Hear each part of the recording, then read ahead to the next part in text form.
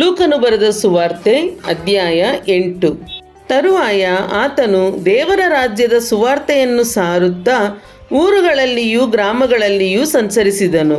ಆತನ ಸಂಗಡ 12 ಮಂದಿ ಶಿಷ್ಯರೂ ಇದ್ದರು.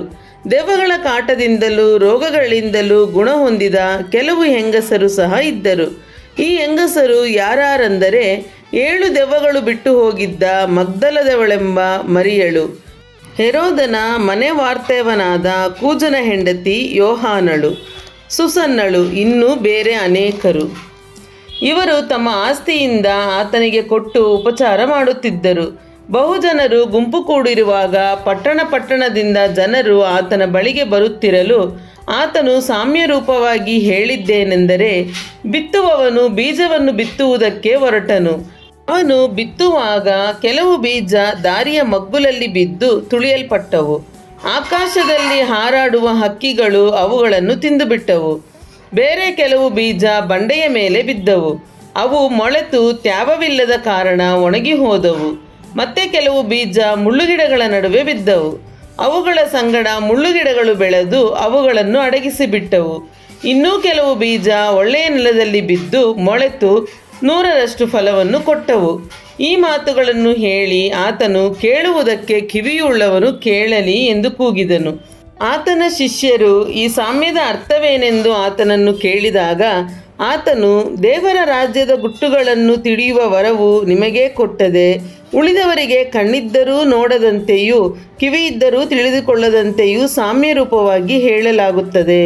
ಈ ಸಾಮ್ಯದ ಅರ್ಥವೇನೆಂದರೆ, ಆ ಬೀಜವೆಂದರೆ ದೇವರ ವಾಕ್ಯ. ಕೆಲವರು ವಾಕ್ಯವನ್ನು ಕೇಳಿದ ಕೂಡಲೇ ಸೈತಾನನು ಬಂದು ಅವರು ನಂಬಿ ರಕ್ಷಣೆ ಹೊಂದಬಾರದೆಂದು ವಾಕ್ಯವನ್ನು ಅವರ ಹೃದಯದಿಂದ ತೆಗೆದು ಬಿಡುತ್ತಾನೆ. ಇವರೇ ದಾರಿಯ ಮಗ್ಗುಲಾಗಿರುವವರು. ಕೆಲವರು ವಾಕ್ಯವನ್ನು ಕೇಳಿದಾಗಲೇ ಅದನ್ನು ಸಂತೋಷದಿಂದ ಅಂಗೀಕರಿಸುತ್ತಾರೆ. ಇವರಿಗೆ ಬೇರಿಲ್ಲದ ಕಾರಣ ಸ್ವಲ್ಪ ಕಾಲ ಮಾತ್ರವೇ ನಂಬಿಕೊಂಡಿದ್ದು ಶೋಧನೆಯ ಕಾಲದಲ್ಲಿ ಬಿದ್ದು ಹೋಗುತ್ತಾರೆ. ಇವರೇ ಬಂಡೆಯ ನೆಲವಾಗಿರುವವರು. ಬೇರೆ ಕೆಲವರು ವಾಕ್ಯವನ್ನು ಕೇಳಿದ ಮೇಲೆ ಬರಬರುತ್ತಾ ಈ ಜೀವಮಾನದಲ್ಲಿ ಆಗುವ ಚಿಂತೆ, ಐಶ್ವರ್ಯ, ಭೋಗಗಳಿಂದ ಅಡಗಿಸಲ್ಪಟ್ಟು ಫಲವನ್ನು ಮಾಗಿಸುವುದಿಲ್ಲ. ಇವರೇ ಮುಳ್ಳುಗಿಡಗಳಲ್ಲಿ ಬೀಜ ಬಿದ್ದ ನೆಲವಾಗಿರುವವರು. ಮತ್ತೆ ಕೆಲವರು ವಾಕ್ಯವನ್ನು ಕೇಳಿ ಸುಗುಣವುಳ್ಳ ಒಳ್ಳೆಯ ಹೃದಯದಲ್ಲಿ ಇಟ್ಟುಕೊಂಡು ತಾಳ್ಮೆಯಿಂದ ಫಲವನ್ನು ಕೊಡುತ್ತಾರೆ. ಇವರೇ ಬೀಜ ಬಿದ್ದ ಒಳ್ಳೆಯ ನೆಲವಾಗಿರುವವರು. ಇದಲ್ಲದೆ ಯಾರೂ ದೀಪವನ್ನು ಹಚ್ಚಿ ಮಡಿಕೆಯಿಂದ ಮುಚ್ಚುವುದಿಲ್ಲ, ಮಂಚದ ಕೆಳಗೂ ಇಡುವುದಿಲ್ಲ.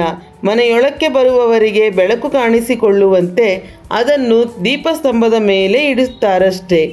ಪ್ರಕಾಶಕ್ಕೆ ಬಾರದ ಯಾವ ರಹಸ್ಯವೂ ಇಲ್ಲ ಮತ್ತು ಗೊತ್ತಾಗದೆ ಬಯಲಿಗೆ ಬಾರದೆ ಇರುವಂಥ ಗುಟ್ಟು ಒಂದೂ ಇಲ್ಲ. ಆದುದರಿಂದ ನೀವು ಹೇಗೆ ಕಿವಿಗೊಡಬೇಕೋ ನೋಡಿಕೊಳ್ಳಿರಿ. ಯಾಕಂದರೆ ಇದ್ದವನಿಗೆ ಕೊಡಲ್ಪಡುವುದು, ಇಲ್ಲದವನ ಕಡೆಯಿಂದ ಅವನು ತನ್ನದೆಂದು ಎಣಿಸುವಂಥದ್ದು ತೆಗೆಯಲ್ಪಡುವುದು ಅಂದನು. ಆತನ ತಾಯಿಯು ತಮ್ಮಂದಿರು ಆತನಿದ್ದಲ್ಲಿಗೆ ಬಂದು ಜನರ ಗುಂಪಿನ ನಿಮಿತ್ತ ಆತನ ಬಳಿಗೆ ಸೇರಲಾರದೆ ಇದ್ದರು. ಜನರು ಆತನಿಗೆ, ನಿನ್ನ ತಾಯಿಯು ನಿನ್ನ ತಮ್ಮಂದಿರು ನಿನ್ನನ್ನು ಕಾಣಬೇಕೆಂದು ಹೊರಗೆ ನಿಂತಿರುತ್ತಾರೆ ಎಂದು ಹೇಳಿದಾಗ ಆತನು ಅವರಿಗೆ, ಯಾರು ದೇವರ ವಾಕ್ಯವನ್ನು ಕೇಳಿ ಅದರಂತೆ ನಡೆಯುತ್ತಾರೋ ಅವರೇ ನನಗೆ ತಾಯಿಯೂ ಅಣ್ಣ ತಮ್ಮಂದಿರೂ ಆಗಬೇಕು ಎಂದು ಉತ್ತರ ಕೊಟ್ಟನು. ಒಂದಾನೊಂದು ದಿನದಲ್ಲಿ ಆತನು ತನ್ನ ಶಿಷ್ಯರ ಸಂಗಡ ಒಂದು ದೋಣಿಯನ್ನು ಹತ್ತಿ ಕೆರೆಯ ಆಚೆ ದಡಕ್ಕೆ ಹೋಗೋಣ ಎಂದು ಅವರಿಗೆ ಹೇಳಲು ಅವರು ದೋಣಿಯನ್ನು ನೀರಿನೊಳಗೆ ನೂಕಿ ಹೊರಟರು. ಅವರು ಹೋಗುತ್ತಿರುವಾಗ ಆತನಿಗೆ ನಿದ್ರೆ ಹತ್ತಿತು. ಅಷ್ಟರಲ್ಲಿ ಬಿರುಗಾಳಿ ಕೆರೆಯ ಮೇಲೆ ಬರಲು ದೋಣಿಯೊಳಗೆ ನೀರು ತುಂಬಿಕೊಂಡದರಿಂದ ಅವರು ಅಪಾಯಕ್ಕೆ ಗುರಿಯಾದರು. ಹೀಗಿರಲಾಗಿ ಅವರು ಆತನ ಹತ್ತಿರ ಬಂದು, ಗುರುವೇ ಗುರುವೇ, ಸಾಯುತ್ತೇವೆ ಎಂದು ಹೇಳಿ ಆತನನ್ನು ಎಬ್ಬಿಸಿದರು. ಆಗ ಆತನು ಎದ್ದು ಗಾಳಿಯನ್ನು, ಉಬ್ಬುವ ನೀರನ್ನು ಗದರಿಸಿದನು. ಗದರಿಸಲು ಅವು ನಿಂತವು, ಶಾಂತವಾಯಿತು. ತರುವಾಯ ಆತನು, ನಿಮ್ಮ ನಂಬಿಕೆ ಎಲ್ಲಿ ಎಂದು ಅವರನ್ನು ಕೇಳಿದನು. ಅವರಾದರೋ ಭಯಪಟ್ಟು, ಈತನು ಯಾರಿರಬಹುದು? ಗಾಳಿಗೂ ನೀರಿಗೂ ಅಪ್ಪಣೆ ಕೊಡುತ್ತಾನೆ, ಅವು ಕೂಡ ಹೇಳಿದ ಹಾಗೆ ಕೇಳುತ್ತವಲ್ಲ ಎಂದು ಒಬ್ಬರಿಗೊಬ್ಬರು ಮಾತಾಡಿಕೊಂಡು ಅತ್ಯಾಶ್ಚರ್ಯಪಟ್ಟರು. ಆಮೇಲೆ ಅವರು ಗಲಿಲಾಯಕ್ಕೆ ಎದುರಾಗಿರುವ ಗೆರಸೇನರ ಸೀಮೆಗೆ ಮುಟ್ಟಿದರು. ಆತನು ದಡಕ್ಕೆ ಇಳಿಯುತ್ತಲೇ ಊರಿನವನಾದ ಒಬ್ಬ ಮನುಷ್ಯನು ಆತನೆದುರಿಗೆ ಬಂದನು. ಅವನಿಗೆ ದೆವ್ವಗಳು ಹಿಡಿದಿದ್ದವು. ಬಹುಕಾಲದಿಂದ ಬಟ್ಟೆಯನ್ನೇ ಹಾಕಿಕೊಳ್ಳದೆ ಯಾವ ಮನೆಯಲ್ಲಿಯೂ ಇರದೆ ಸಮಾಧಿಯ ಗವಿಗಳಲ್ಲಿಯೇ ಇರುತ್ತಿದ್ದನು. ಇವನು ಯೇಸುವನ್ನು ಕಂಡು ಆರ್ಭಟಿಸಿ ಆತನ ಮುಂದೆ ಬಿದ್ದು ಮಹಾಶಬ್ದದಿಂದ, ಯೇಸುವೇ, ಪರಾತ್ಪರನಾದ ದೇವರ ಮಗನೇ, ನನ್ನ ಗೊಡವೆ ನಿನಗೆ ಏಕೆ? ನನ್ನನ್ನು ಕಾಡಬೇಡವಂತ ನಿನ್ನನ್ನು ಬೇಡಿಕೊಳ್ಳುತ್ತೇನೆ ಅಂದನು. ಯಾಕಂದರೆ ಈ ಮನುಷ್ಯನನ್ನು ಬಿಟ್ಟು ಹೋಗಬೇಕೆಂದು ಆತನು ಆ ದೆವ್ವಕ್ಕೆ ಅಪ್ಪಣೆ ಕೊಟ್ಟಿದ್ದನು. ಅದು ಬಹುಕಾಲದಿಂದ ಅವನನ್ನು ಹಿಡಿದಿತ್ತು. ಇದಲ್ಲದೆ ಅವನನ್ನು ಕಾವಲಲ್ಲಿಟ್ಟು ಸರಪಣಿಗಳಿಂದಲೂ ಬೇಡಿಗಳಿಂದಲೂ ಕಟ್ಟಿದ್ದರೂ ಅವನು ಆ ಬಂಧಗಳನ್ನು ಮುರಿದು ಹಾಕುತ್ತಿದ್ದನು. ಮತ್ತು ಆ ದೆವ್ವ ಅವನನ್ನು ಅರಣ್ಯ ಪ್ರದೇಶಗಳಿಗೆ ಓಡಿಸುತ್ತಿತ್ತು. ಯೇಸು, ನಿನ್ನ ಹೆಸರೇನೆಂದು ಅವನನ್ನು ಕೇಳಿದ್ದಕ್ಕೆ ಅವನು, ನನ್ನ ಹೆಸರು ದಂಡು ಅಂದನು. ಯಾಕಂದರೆ ಬಹಳ ದೆವ್ವಗಳು ಅವನೊಳಗೆ ಹೊಕ್ಕಿದ್ದವು. ಪಾತಾಳಕ್ಕೆ ಹೋಗಿಬಿಡುವಂತೆ ನಮಗೆ ಆಜ್ಞೆ ಮಾಡಬೇಡವೆಂದು ಅವು ಆತನನ್ನು ಬೇಡಿಕೊಂಡವು. ಅಲ್ಲಿಯ ಗುಡ್ಡದಲ್ಲಿ ಬಹಳ ಹಂದಿಗಳ ಒಂದು ಹಿಂಡು ಮೇಯುತ್ತಿತ್ತು. ಆ ದೆವ್ವಗಳು ಆ ಹಂದಿಗಳೊಳಗೆ ಸೇರಿಕೊಳ್ಳುವುದಕ್ಕೆ ನಮಗೆ ಅಪ್ಪಣೆಯಾಗಬೇಕೆಂದು ಆತನನ್ನು ಬೇಡಿಕೊಂಡವು. ಅಲ್ಲಿಯ ಗುಡ್ಡದಲ್ಲಿ ಬಹಳ ಹಂದಿಗಳ ಒಂದು ಹಿಂಡು ಮೇಯುತ್ತಿತ್ತು. ಆ ದೆವ್ವಗಳು ಆ ಹಂದಿಗಳೊಳಗೆ ಸೇರಿಕೊಳ್ಳುವುದಕ್ಕೆ ನಮಗೆ ಅಪ್ಪಣೆಯಾಗಬೇಕೆಂದು ಆತನನ್ನು ಬೇಡಿಕೊಂಡವು. ಆತನು ಆಗಲಿ ಎಂದು ಅವುಗಳಿಗೆ ಅಪ್ಪಣೆ ಕೊಡಲು ದೆವ್ವಗಳು ಆ ಮನುಷ್ಯನೊಳಗಿನಿಂದ ಹೊರಗೆ ಬಂದು ಹಂದಿಗಳೊಳಗೆ ಹೊಕ್ಕವು. ಆ ಗುಂಪು ಓಡಿ ಕಡಿದಾದ ಸ್ಥಳದಿಂದ ಕೆರೆಯೊಳಗೆ ಬಿದ್ದು ಉಸಿರು ಕಟ್ಟಿ ಸತ್ತಿತು. ಮೇಯಿಸುವವರು ನಡೆದದ್ದನ್ನು ಕಂಡು ಓಡಿ ಹೋಗಿ ಆ ಊರಲ್ಲಿಯೂ ಹಳ್ಳಿಗಳಲ್ಲಿಯೂ ಅದನ್ನು ತಿಳಿಸಲು ಜನರು ನಡೆದ ಸಂಗತಿಯನ್ನು ನೋಡುವುದಕ್ಕೆ ಹೊರಟು ಯೇಸುವಿದ್ದಲ್ಲಿಗೆ ಬಂದು, ದೆವ್ವಗಳು ಬಿಟ್ಟು ಹೋಗಿದ್ದ ಆ ಮನುಷ್ಯನು ಬಟ್ಟೆಗಳನ್ನು ಹಾಕಿಕೊಂಡು ಸ್ವಸ್ಥ ಬುದ್ಧಿಯಿಂದ ಯೇಸುವಿನ ಪಾದಗಳ ಬಳಿಯಲ್ಲಿ ಕೂತಿರುವುದನ್ನು ಕಂಡು ಹೆದರಿದರು. ನಡೆದ ಸಂಗತಿಯನ್ನು ನೋಡಿದ್ದವರು ಆ ದೆವ್ವ ಹಿಡಿದಿದ್ದವನಿಗೆ ಬಿಡುಗಡೆಯಾದ ರೀತಿಯನ್ನು ಅವರಿಗೆ ತಿಳಿಸಲು ಗೆರಸೇನರ ಸುತ್ತಲಿರುವ ಸೀಮೆಯವರಿಗೆಲ್ಲ ಮಹಾ ಭಯ ಹಿಡಿದಿದ್ದರಿಂದ ಅವರು ಯೇಸುವನ್ನು, ನೀನು ನಮ್ಮನ್ನು ಬಿಟ್ಟು ಹೋಗಬೇಕೆಂದು ಬೇಡಿಕೊಂಡರು. ಆತನು ದೋಣಿಯನ್ನು ಹತ್ತಿ ಹಿಂತಿರುಗಿ ಹೋದನು.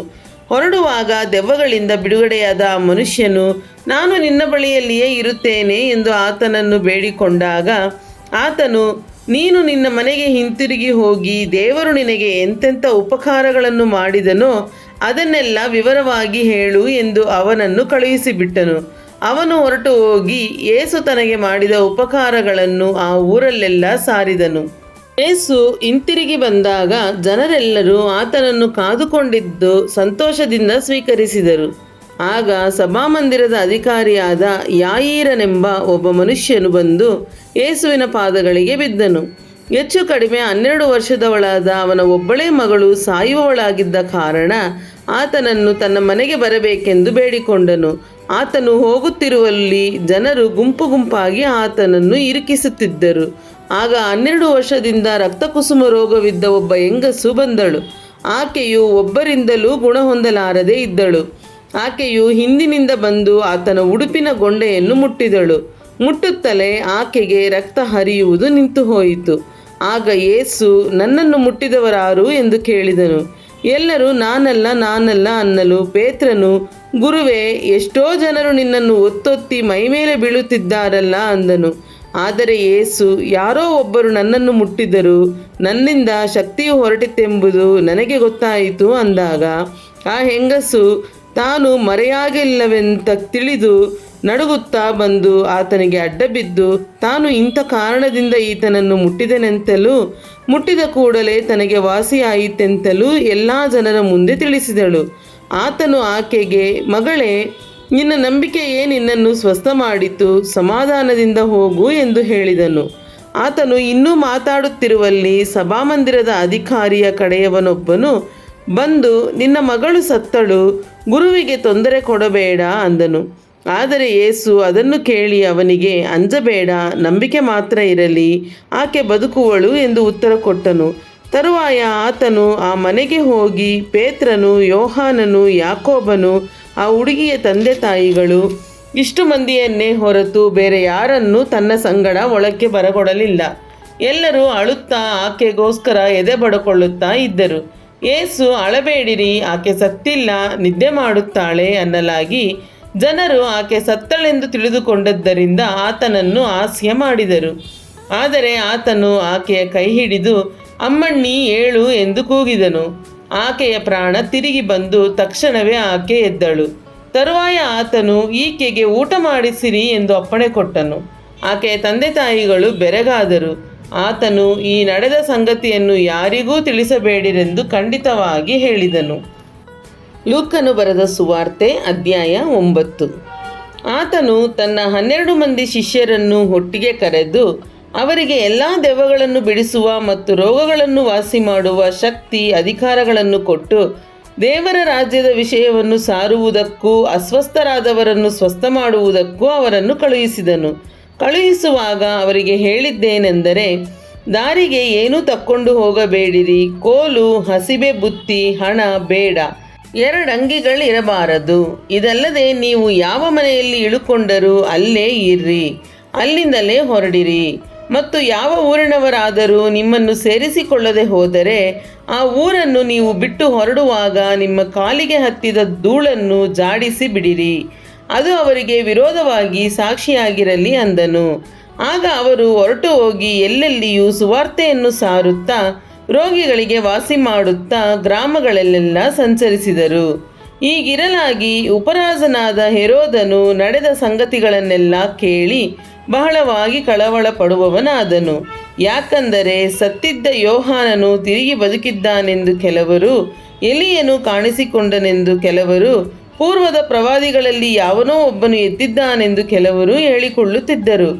ಆದರೆ ಹೆರೋದನು ಯೋಹಾನನನ್ನು ನಾನೇ ತಲೆ ಹೊಯ್ಸಿದೆನಷ್ಟೇ, ಇವನಾರು? ಇವನ ವಿಷಯವಾಗಿ ಆಶ್ಚರ್ಯಕರವಾದ ಸಂಗತಿಗಳನ್ನು ಕೇಳುತ್ತೇನಲ್ಲ ಎಂದು ಹೇಳಿ ಅವನನ್ನು ನೋಡಬೇಕೆಂದು ಪ್ರಯತ್ನಿಸಿದನು. ಇತ್ತಲಾಗಿ ಅಪೊಸ್ತಲರು ಹಿಂತಿರುಗಿ ಬಂದು ತಾವು ಮಾಡಿದ್ದನ್ನೆಲ್ಲ ಯೇಸುವಿಗೆ ವಿವರವಾಗಿ ಹೇಳಲು ಆತನು ಅವರನ್ನು ಬೇತ್ಸಾಯಿದವೆಂಬ ಊರಿಗೆ ವಿಂಗಡವಾಗಿ ಕರಕೊಂಡು ಹೋದನು. ಆದರೆ ಜನರ ಗುಂಪು ಇದನ್ನು ತಿಳಿದು ಆತನ ಹಿಂದೆ ಹೋಗಲು ಆತನು ಅವರನ್ನು ಪ್ರೀತಿಯಿಂದ ಸ್ವೀಕರಿಸಿ ದೇವರ ರಾಜ್ಯದ ವಿಷಯವಾಗಿ ಅವರ ಸಂಗಡ ಮಾತಾಡಿ ಕ್ಷೇಮ ಬೇಕಾದವರಿಗೆ ವಾಸಿ ಮಾಡಿದನು. ಹೊತ್ತು ಇಳಿಯುತ್ತಾ ಬಂತು. ಆ 12 ಮಂದಿ ಶಿಷ್ಯರು ಆತನ ಬಳಿಗೆ ಬಂದು, ಈ ಗುಂಪಿಗೆ ಅಪ್ಪಣೆ ಕೊಡು, ಇವರು ಸುತ್ತಲಿರುವ ಹಳ್ಳಿಪಳ್ಳಿಗಳಿಗೆ ಹೋಗಿ ಇಳುಕೊಂಡು ಊಟಕ್ಕೆ ಬೇಕಾದ ಪದಾರ್ಥಗಳನ್ನು ದೊರಕಿಸಿಕೊಳ್ಳಲಿ. ನಾವು ಇಲ್ಲಿ ಅಡವಿಯ ಸ್ಥಳದಲ್ಲಿ ಇದ್ದೇವಲ್ಲ ಎಂದು ಆತನಿಗೆ ಹೇಳಲಾಗಿ ಆತನು, ನೀವೇ ಅವರಿಗೆ ಊಟಕ್ಕೆ ಕೊಡಿರಿ ಅಂದನು. ಅದಕ್ಕವರು, ನಮ್ಮಲ್ಲಿ 5 ರೊಟ್ಟಿ 2 ಮೀನು ಹೊರತು ಹೆಚ್ಚೇನೂ ಇಲ್ಲ. ನಾವು ಹೋಗಿ ಈ ಜನರಿಗೆಲ್ಲ ಆಹಾರವನ್ನು ಕೊಂಡುಕೊಳ್ಳಬೇಕೋ ಅಂದರು. ಗಂಡಸರೇ ಹೆಚ್ಚು ಕಡಿಮೆ 5,000 ಮಂದಿ ಇದ್ದರು. ಆಗ ಆತನು ತನ್ನ ಶಿಷ್ಯರಿಗೆ, ಇವರನ್ನು ಒಂದೊಂದು ಪಂಕ್ತಿಗೆ ಹೆಚ್ಚು ಕಡಿಮೆ 50-50ರಂತೆ ಕೂಡಿಸಿರಿ ಎಂದು ಹೇಳಲು ಅವರು ಹಾಗೆಯೇ ಎಲ್ಲರನ್ನೂ ಕೂಡಿಸಿದರು. ಆಮೇಲೆ ಆತನು ಆ 5 ರೊಟ್ಟಿ 2 ಮೀನುಗಳನ್ನು ತೆಗೆದುಕೊಂಡು ಆಕಾಶದ ಕಡೆಗೆ ನೋಡಿ ಅವುಗಳನ್ನು ಆಶೀರ್ವದಿಸಿ ಮುರಿದು ಶಿಷ್ಯರ ಕೈಗೆ ಕೊಟ್ಟು, ಈ ಜನರ ಗುಂಪಿಗೆ ಹಂಚಿರಿ ಅಂದನು. ಅವರೆಲ್ಲರೂ ಊಟ ಮಾಡಿ ತೃಪ್ತರಾದರು. ಉಳಿದ ತುಂಡುಗಳನ್ನು ಕೂಡಿಸಲಾಗಿ ಅವು 12 ಪುಟ್ಟಿ ಆದವು. ಒಂದಾನೊಂದು ದಿವಸ ಆತನು ಏಕಾಂತವಾಗಿ ಪ್ರಾರ್ಥನೆ ಮಾಡುತ್ತಿರುವಾಗ ಆತನ ಶಿಷ್ಯರು ಆತನ ಸಂಗಡ ಇದ್ದರು. ಆತನು, ನನ್ನನ್ನು ಸಾಮಾನ್ಯ ಜನರು ಯಾರು ಅನ್ನುತ್ತಾರೆ ಎಂದು ಅವರನ್ನು ಕೇಳಿದ್ದಕ್ಕೆ ಅವರು, ನಿನ್ನನ್ನು ಸ್ನಾನಿಕನಾದ ಯೋಹಾನನು ಅನ್ನುತ್ತಾರೆ, ಕೆಲವರು ಎಲೀಯನು ಅನ್ನುತ್ತಾರೆ, ಇನ್ನು ಕೆಲವರು ಪೂರ್ವದ ಪ್ರವಾದಿಗಳಲ್ಲಿ ಯಾವನೋ ಒಬ್ಬನು ಎದ್ದಿದ್ದಾನೆ ಅನ್ನುತ್ತಾರೆ ಎಂದು ಹೇಳಿದನು. ಆತನು ಅವರನ್ನು, ಆದರೆ ನೀವು ನನ್ನನ್ನು ಯಾರು ಅನ್ನುತ್ತೀರಿ ಎಂದು ಕೇಳಲಾಗಿ ಪೇತ್ರನು, ನೀನು ದೇವರಿಂದ ಬರಬೇಕಾಗಿರುವ ಕ್ರಿಸ್ತನು ಎಂದು ಉತ್ತರ ಕೊಟ್ಟನು. ಆಗ ಆತನು, ಇದನ್ನು ಯಾರಿಗೂ ಹೇಳಬೇಡಿರಿ ಎಂದು ಬಹು ಖಂಡಿತವಾಗಿ ಅವರಿಗೆ ಅಪ್ಪಣೆ ಕೊಟ್ಟು, ಮನುಷ್ಯಕುಮಾರನು ಬಹು ಕಷ್ಟಗಳನ್ನು ಅನುಭವಿಸಿ ಹಿರಿಯರಿಂದಲೂ ಮಹಾಯಾಜಕರಿಂದಲೂ ಶಾಸ್ತ್ರಿಗಳಿಂದಲೂ ನಿರಾಕೃತನಾಗಿ ಕೊಲ್ಲಲ್ಪಟ್ಟು 3ನೆಯ ದಿನದಲ್ಲಿ ಜೀವಿತನಾಗಿ ಎಬ್ಬಿಸಲ್ಪಡಬೇಕಾಗಿದೆ ಎಂದು ಹೇಳಿದನು. ಇದಲ್ಲದೆ ಆತನು ಎಲ್ಲರಿಗೂ ಹೇಳಿದ್ದೇನೆಂದರೆ, ಯಾವನಿಗಾದರೂ ನನ್ನ ಹಿಂದೆ ಬರುವುದಕ್ಕೆ ಮನಸ್ಸಿದ್ದರೆ ಅವನು ತನ್ನನ್ನು ನಿರಾಕರಿಸಿ ತನ್ನ ಶಿಲುಬೆಯನ್ನು ದಿನಾಲು ಹೊತ್ತುಕೊಂಡು ನನ್ನ ಹಿಂದೆ ಬರಲಿ. ತನ್ನ ಪ್ರಾಣವನ್ನು ಉಳಿಸಿಕೊಳ್ಳಬೇಕೆಂದಿರುವವನು ಅದನ್ನು ಕಳಕೊಳ್ಳುವನು. ಆದರೆ ನನ್ನ ನಿಮಿತ್ತವಾಗಿ ತನ್ನ ಪ್ರಾಣವನ್ನು ಕಳಕೊಂಡವನು ಅದನ್ನು ಉಳಿಸಿಕೊಳ್ಳುವನು. ಒಬ್ಬ ಮನುಷ್ಯನು ಲೋಕವನ್ನೆಲ್ಲ ಸಂಪಾದಿಸಿಕೊಂಡರೂ ತನ್ನನ್ನೇ ಕೆಡಿಸಿಕೊಂಡರೆ ಅಥವಾ ನಷ್ಟಪಡಿಸಿಕೊಂಡರೆ ಅವನಿಗೇನು ಪ್ರಯೋಜನ? ಯಾವನು ನನಗೂ ನನ್ನ ಮಾತುಗಳಿಗೂ ನಾಚಿಕೊಳ್ಳುತ್ತಾನೋ ಅವನಿಗೆ ಮನುಷ್ಯಕುಮಾರನು ತನಗೂ ತನ್ನ ತಂದೆಗೂ ಪರಿಶುದ್ಧ ದೂತರಿಗೂ ಇರುವ ಪ್ರಭಾವದೊಡನೆ ಬರುವಾಗ ನಾಚಿಕೊಳ್ಳುವನು. ನಿಮಗೆ ಸತ್ಯವಾಗಿ ಹೇಳುತ್ತೇನೆ, ಇಲ್ಲಿ ನಿಂತಿರುವವರೊಳಗೆ ಕೆಲವರು ದೇವರ ರಾಜ್ಯವನ್ನು ನೋಡುವ ತನಕ ಮರಣ ಹೊಂದುವುದಿಲ್ಲವೆಂದು ಅಂದನು. ಯೇಸು ಈ ಮಾತುಗಳನ್ನು ಹೇಳಿ ಸುಮಾರು 8 ದಿವಸಗಳಾದ ಮೇಲೆ ಪೇತ್ರ, ಯೋಹಾನ, ಯಾಕೋಬರನ್ನು ಕರಕೊಂಡು ಪ್ರಾರ್ಥನೆ ಮಾಡುವುದಕ್ಕೆ ಬೆಟ್ಟವನ್ನು ಹತ್ತಿದನು. ಆತನು ಪ್ರಾರ್ಥನೆ ಮಾಡುತ್ತಿರಲಾಗಿ ಆತನ ಮುಖಭಾವವು ಬೇರೆಯಾಯಿತು. ಆತನ ಉಡುಪು ಬೆಳ್ಳಗಾಗಿ ಮಿಂಚುತ್ತಾ ಬಂತು. ಇದಲ್ಲದೆ 2 ಪುರುಷರು ಆತನ ಸಂಗಡ ಮಾತಾಡುತ್ತಿದ್ದರು. ಇವರು ಯಾರೆಂದರೆ ಮೋಶೆಯು ಎಲೀಯನು. ಇವರು ವೈಭವದೊಡನೆ ಕಾಣಿಸಿಕೊಂಡು ಯೆರೂಸಲೇಮಿನಲ್ಲಿ ಆತನು ನೆರವೇರಿಸಬೇಕಾಗಿದ್ದ ಮರಣದ ವಿಷಯವಾಗಿ ಮಾತಾಡುತ್ತಿದ್ದರು. ಇಷ್ಟರಲ್ಲಿ ಪೇತ್ರನಿಗೂ ಅವನ ಸಂಗಡ ಇದ್ದವರಿಗೂ ನಿದ್ರೆಯಿಂದ ಮೈಭಾರವಾಗಿತ್ತು. ಆದರೆ ಎಚ್ಚರವಾದ ಮೇಲೆ ಅವರು ಆತನ ಮಹಿಮೆಯನ್ನು, ಆತನ ಸಂಗಡ ನಿಂತಿದ್ದ 2 ಪುರುಷರನ್ನು ಕಂಡರು. ಇವರು ಆತನನ್ನು ಬಿಟ್ಟು ಹೋಗುತ್ತಿರುವಾಗ ಪೇತ್ರನು ಯೇಸುವಿಗೆ, ಗುರುವೇ, ನಾವು ಇಲ್ಲೇ ಇರುವುದು ಒಳ್ಳೆಯದು. 3 ಪರ್ಣಶಾಲೆಗಳನ್ನು ಕಟ್ಟುವೆವು, ನಿನಗೊಂದು, ಮೋಶೆಗೊಂದು, ಎಲೀಯನಿಗೊಂದು ಎಂದು ಹೇಳಿದ್ದನು. ತಾನಂದದ್ದು ತನಗೇ ಗೊತ್ತಾಗಲಿಲ್ಲ. ಅವನು ಇದನ್ನು ಹೇಳುತ್ತಿರುವಲ್ಲಿ ಮೋಡವು ಬಂದು ಅವರ ಮೇಲೆ ಕವಿಯಿತು. ಅವರು ಮೋಡದೊಳಗೆ ಸೇರಿದಾಗ ಹೆದರಿದರು. ಆಗ ಆ ಮೋಡದೊಳಗಿಂದ, ಈತನು ನನ್ನ ಮಗನು, ನಾನು ಆರಿಸಿಕೊಂಡವನು, ಈತನ ಮಾತನ್ನು ಕೇಳಿರಿ ಎಂಬ ಆಕಾಶವಾಣಿ ಆಯಿತು. ಆ ವಾಣಿ ಆದ ಮೇಲೆ ಯೇಸುವನ್ನು ಮಾತ್ರ ಕಂಡರು. ತಾವು ಕಂಡ ಈ ಸಂಗತಿಗಳೊಳಗೆ ಒಂದನ್ನಾದರೂ ಆ ದಿವಸಗಳಲ್ಲಿ ಯಾರಿಗೂ ತಿಳಿಸದೆ ಸುಮ್ಮನಿದ್ದರು. ಮರುದಿವಸ ಅವರು ಬೆಟ್ಟದಿಂದ ಇಳಿದು ಬಂದಾಗ ಜನರ ದೊಡ್ಡ ಗುಂಪು ಆತನೆದುರಿಗೆ ಬಂತು. ಆಗ ಆ ಗುಂಪಿನಲ್ಲಿ ಒಬ್ಬನು, ಬೋಧಕನೇ, ನನ್ನ ಮಗನ ಮೇಲೆ ದೃಷ್ಟಿ ಇಡಬೇಕು ಎಂದು ನಿನ್ನನ್ನು ಬೇಡಿಕೊಳ್ಳುತ್ತೇನೆ. ನನಗೆ ಇವನೊಬ್ಬನೇ ಮಗನು. ಇವನನ್ನು ದೆವ್ವ ಹಿಡಿಯುತ್ತದೆ. ಹಿಡಿಯುತ್ತಲೇ ಕೂಗಿಕೊಳ್ಳುತ್ತಾನೆ. ಬಾಯಲ್ಲಿ ನೊರೆ ಬರುವಷ್ಟು ಅವನನ್ನು ಒದ್ದಾಡಿಸುತ್ತದೆ ಮತ್ತು ಬಹು ಕಷ್ಟಕೊಟ್ಟು ಜಜ್ಜಿದ ಹೊರತು ಬಿಡುವುದಿಲ್ಲ. ಅದನ್ನು ಬಿಡಿಸಬೇಕೆಂದು ನಿನ್ನ ಶಿಷ್ಯರನ್ನು ಬೇಡಿಕೊಂಡೆನು, ಆದರೆ ಅವರಿಂದ ಆಗದೆ ಹೋಯಿತು ಎಂದು ಕೂಗಿ ಹೇಳಿದನು. ಅದಕ್ಕೆ ಯೇಸು, ಎಲಾ, ನಂಬಿಕೆಯಿಲ್ಲದಂಥ ಮೂರ್ಖ ಸಂತಾನವೇ, ನಾನು ಇನ್ನೆಷ್ಟು ದಿನ ನಿಮ್ಮ ಸಂಗಡ ಇದ್ದು ನಿಮ್ಮನ್ನು ಸಹಿಸಿಕೊಳ್ಳಲಿ? ನಿನ್ನ ಮಗನನ್ನು ಇಲ್ಲಿಗೆ ಕರಕೊಂಡು ಬಾ ಅಂದನು. ಆ ಹುಡುಗನು ಇನ್ನೂ ಬರುತ್ತಿರುವಾಗ ಆ ದೆವ್ವವು ಅವನನ್ನು ನೆಲಕ್ಕೆ ಅಪ್ಪಳಿಸಿ ಬಹಳವಾಗಿ ಒದ್ದಾಡಿಸಿತು. ಆದರೆ ಯೇಸು ಆ ದೆವ್ವವನ್ನು ಗದರಿಸಿ ಆ ಹುಡುಗನಿಗೆ ವಾಸಿ ಮಾಡಿ ಅವನ ತಂದೆಯ ಕೈಗೆ ಕೊಟ್ಟನು. ಅದನ್ನು ನೋಡಿ ಎಲ್ಲರೂ ದೇವರ ಮಹತ್ವಕ್ಕೆ ಬೆರಗಾದರು. ಯೇಸು ಮಾಡಿದ ಎಲ್ಲ ಕಾರ್ಯಗಳಿಗೆ ಎಲ್ಲರೂ ಆಶ್ಚರ್ಯಪಡುತ್ತಿರಲಾಗಿ ಆತನು ತನ್ನ ಶಿಷ್ಯರಿಗೆ, ನೀವಂತೂ ಈ ಮಾತುಗಳನ್ನು ನಿಮ್ಮ ಮನಸ್ಸಿನಲ್ಲಿ ಇಟ್ಟುಕೊಳ್ಳಿರಿ, ಯಾಕಂದರೆ ಮನುಷ್ಯಕುಮಾರನು ಮನುಷ್ಯರ ಕೈಗೆ ಒಪ್ಪಿಸಲ್ಪಡುವನು ಎಂದು ಹೇಳಿದನು. ಅವರು ಈ ಮಾತನ್ನು ಗ್ರಹಿಸಲಿಲ್ಲ. ಅದು ಅವರಿಗೆ ಮರೆಯಾದದರಿಂದ ಅದರ ಅರ್ಥವನ್ನು ಅವರು ತಿಳಿಯದೆ ಹೋದರು. ಆ ಮಾತಿನ ವಿಷಯದಲ್ಲಿ ಅವರು ಆತನನ್ನು ಕೇಳುವುದಕ್ಕೆ ಅಂಜಿದರು. ತರುವಾಯ ಶಿಷ್ಯರೊಳಗೆ ತಮ್ಮಲ್ಲಿ ಯಾವನು ಹೆಚ್ಚಿನವನಾಗುವನು ಎಂಬ ವಿಚಾರ ಹುಟ್ಟಿತು. ಯೇಸು ಅವರ ಮನಸ್ಸಿನ ವಿಚಾರವನ್ನು ತಿಳಿದು ಒಂದು ಚಿಕ್ಕ ಮಗುವನ್ನು ಹಿಡಿದುಕೊಂಡು ತನ್ನ ಬಳಿಯಲ್ಲಿ ನಿಲ್ಲಿಸಿ ಅವರಿಗೆ, ಯಾವನಾದರೂ ನನ್ನ ಹೆಸರಿನಲ್ಲಿ ಈ ಚಿಕ್ಕ ಮಗುವನ್ನು ಸೇರಿಸಿಕೊಂಡರೆ ನನ್ನನ್ನು ಸೇರಿಸಿಕೊಂಡ ಹಾಗಾಯಿತು, ಮತ್ತು ಯಾವನಾದರೂ ನನ್ನನ್ನು ಸೇರಿಸಿಕೊಂಡರೆ ನನ್ನನ್ನು ಕಳುಹಿಸಿಕೊಟ್ಟನಾತನನ್ನೇ ಸೇರಿಸಿಕೊಂಡ ಹಾಗಾಯಿತು. ಯಾಕಂದರೆ ನಿಮ್ಮೆಲ್ಲರಲ್ಲಿ ಯಾವನು ಚಿಕ್ಕವನೋ ಅವನೇ ದೊಡ್ಡವನು ಎಂದು ಹೇಳಿದನು. ಅದಕ್ಕೆ ಯೋಹಾನನು, ಗುರುವೇ, ಯಾವನೋ ಒಬ್ಬನು ನಿನ್ನ ಹೆಸರನ್ನು ಹೇಳಿ ದೆವ್ವ ಬಿಡಿಸುವುದನ್ನು ನಾವು ಕಂಡು ಅವನು ನಮಗೆ ಸೇರಿದವನಲ್ಲವಾದದ್ದರಿಂದ ಅವನಿಗೆ ಅಡ್ಡಿ ಮಾಡಿದೆವು ಅನ್ನಲು ಯೇಸು ಅವನಿಗೆ ಅಡ್ಡಿ ಮಾಡಬೇಡಿರಿ, ನಿಮ್ಮನ್ನು ಎದುರಿಸದವನು ನಿಮ್ಮ ಪಕ್ಷದವನೇ ಎಂದು ಹೇಳಿದನು. ಯೇಸು ತಾನು ಪರಲೋಕವನ್ನೇರುವ ದಿವಸಗಳು ತುಂಬುತ್ತಾ ಬರುವಾಗ ಯೆರೂಸಲೇಮಿಗೆ ಹೋಗುವುದಕ್ಕೆ ಮನಸ್ಸನ್ನು ದೃಢ ಮಾಡಿಕೊಂಡು ತನ್ನ ಮುಂದಾಗಿ ದೂತರನ್ನು ಕಳುಹಿಸಿದನು. ಇವರು ಹೊರಟು ಆತನಿಗೆ ಬೇಕಾದದನ್ನು ಸಿದ್ಧ ಮಾಡುವುದಕ್ಕಾಗಿ ಸಮಾರ್ಯದವರ ಒಂದು ಹಳ್ಳಿಗೆ ಬಂದರು.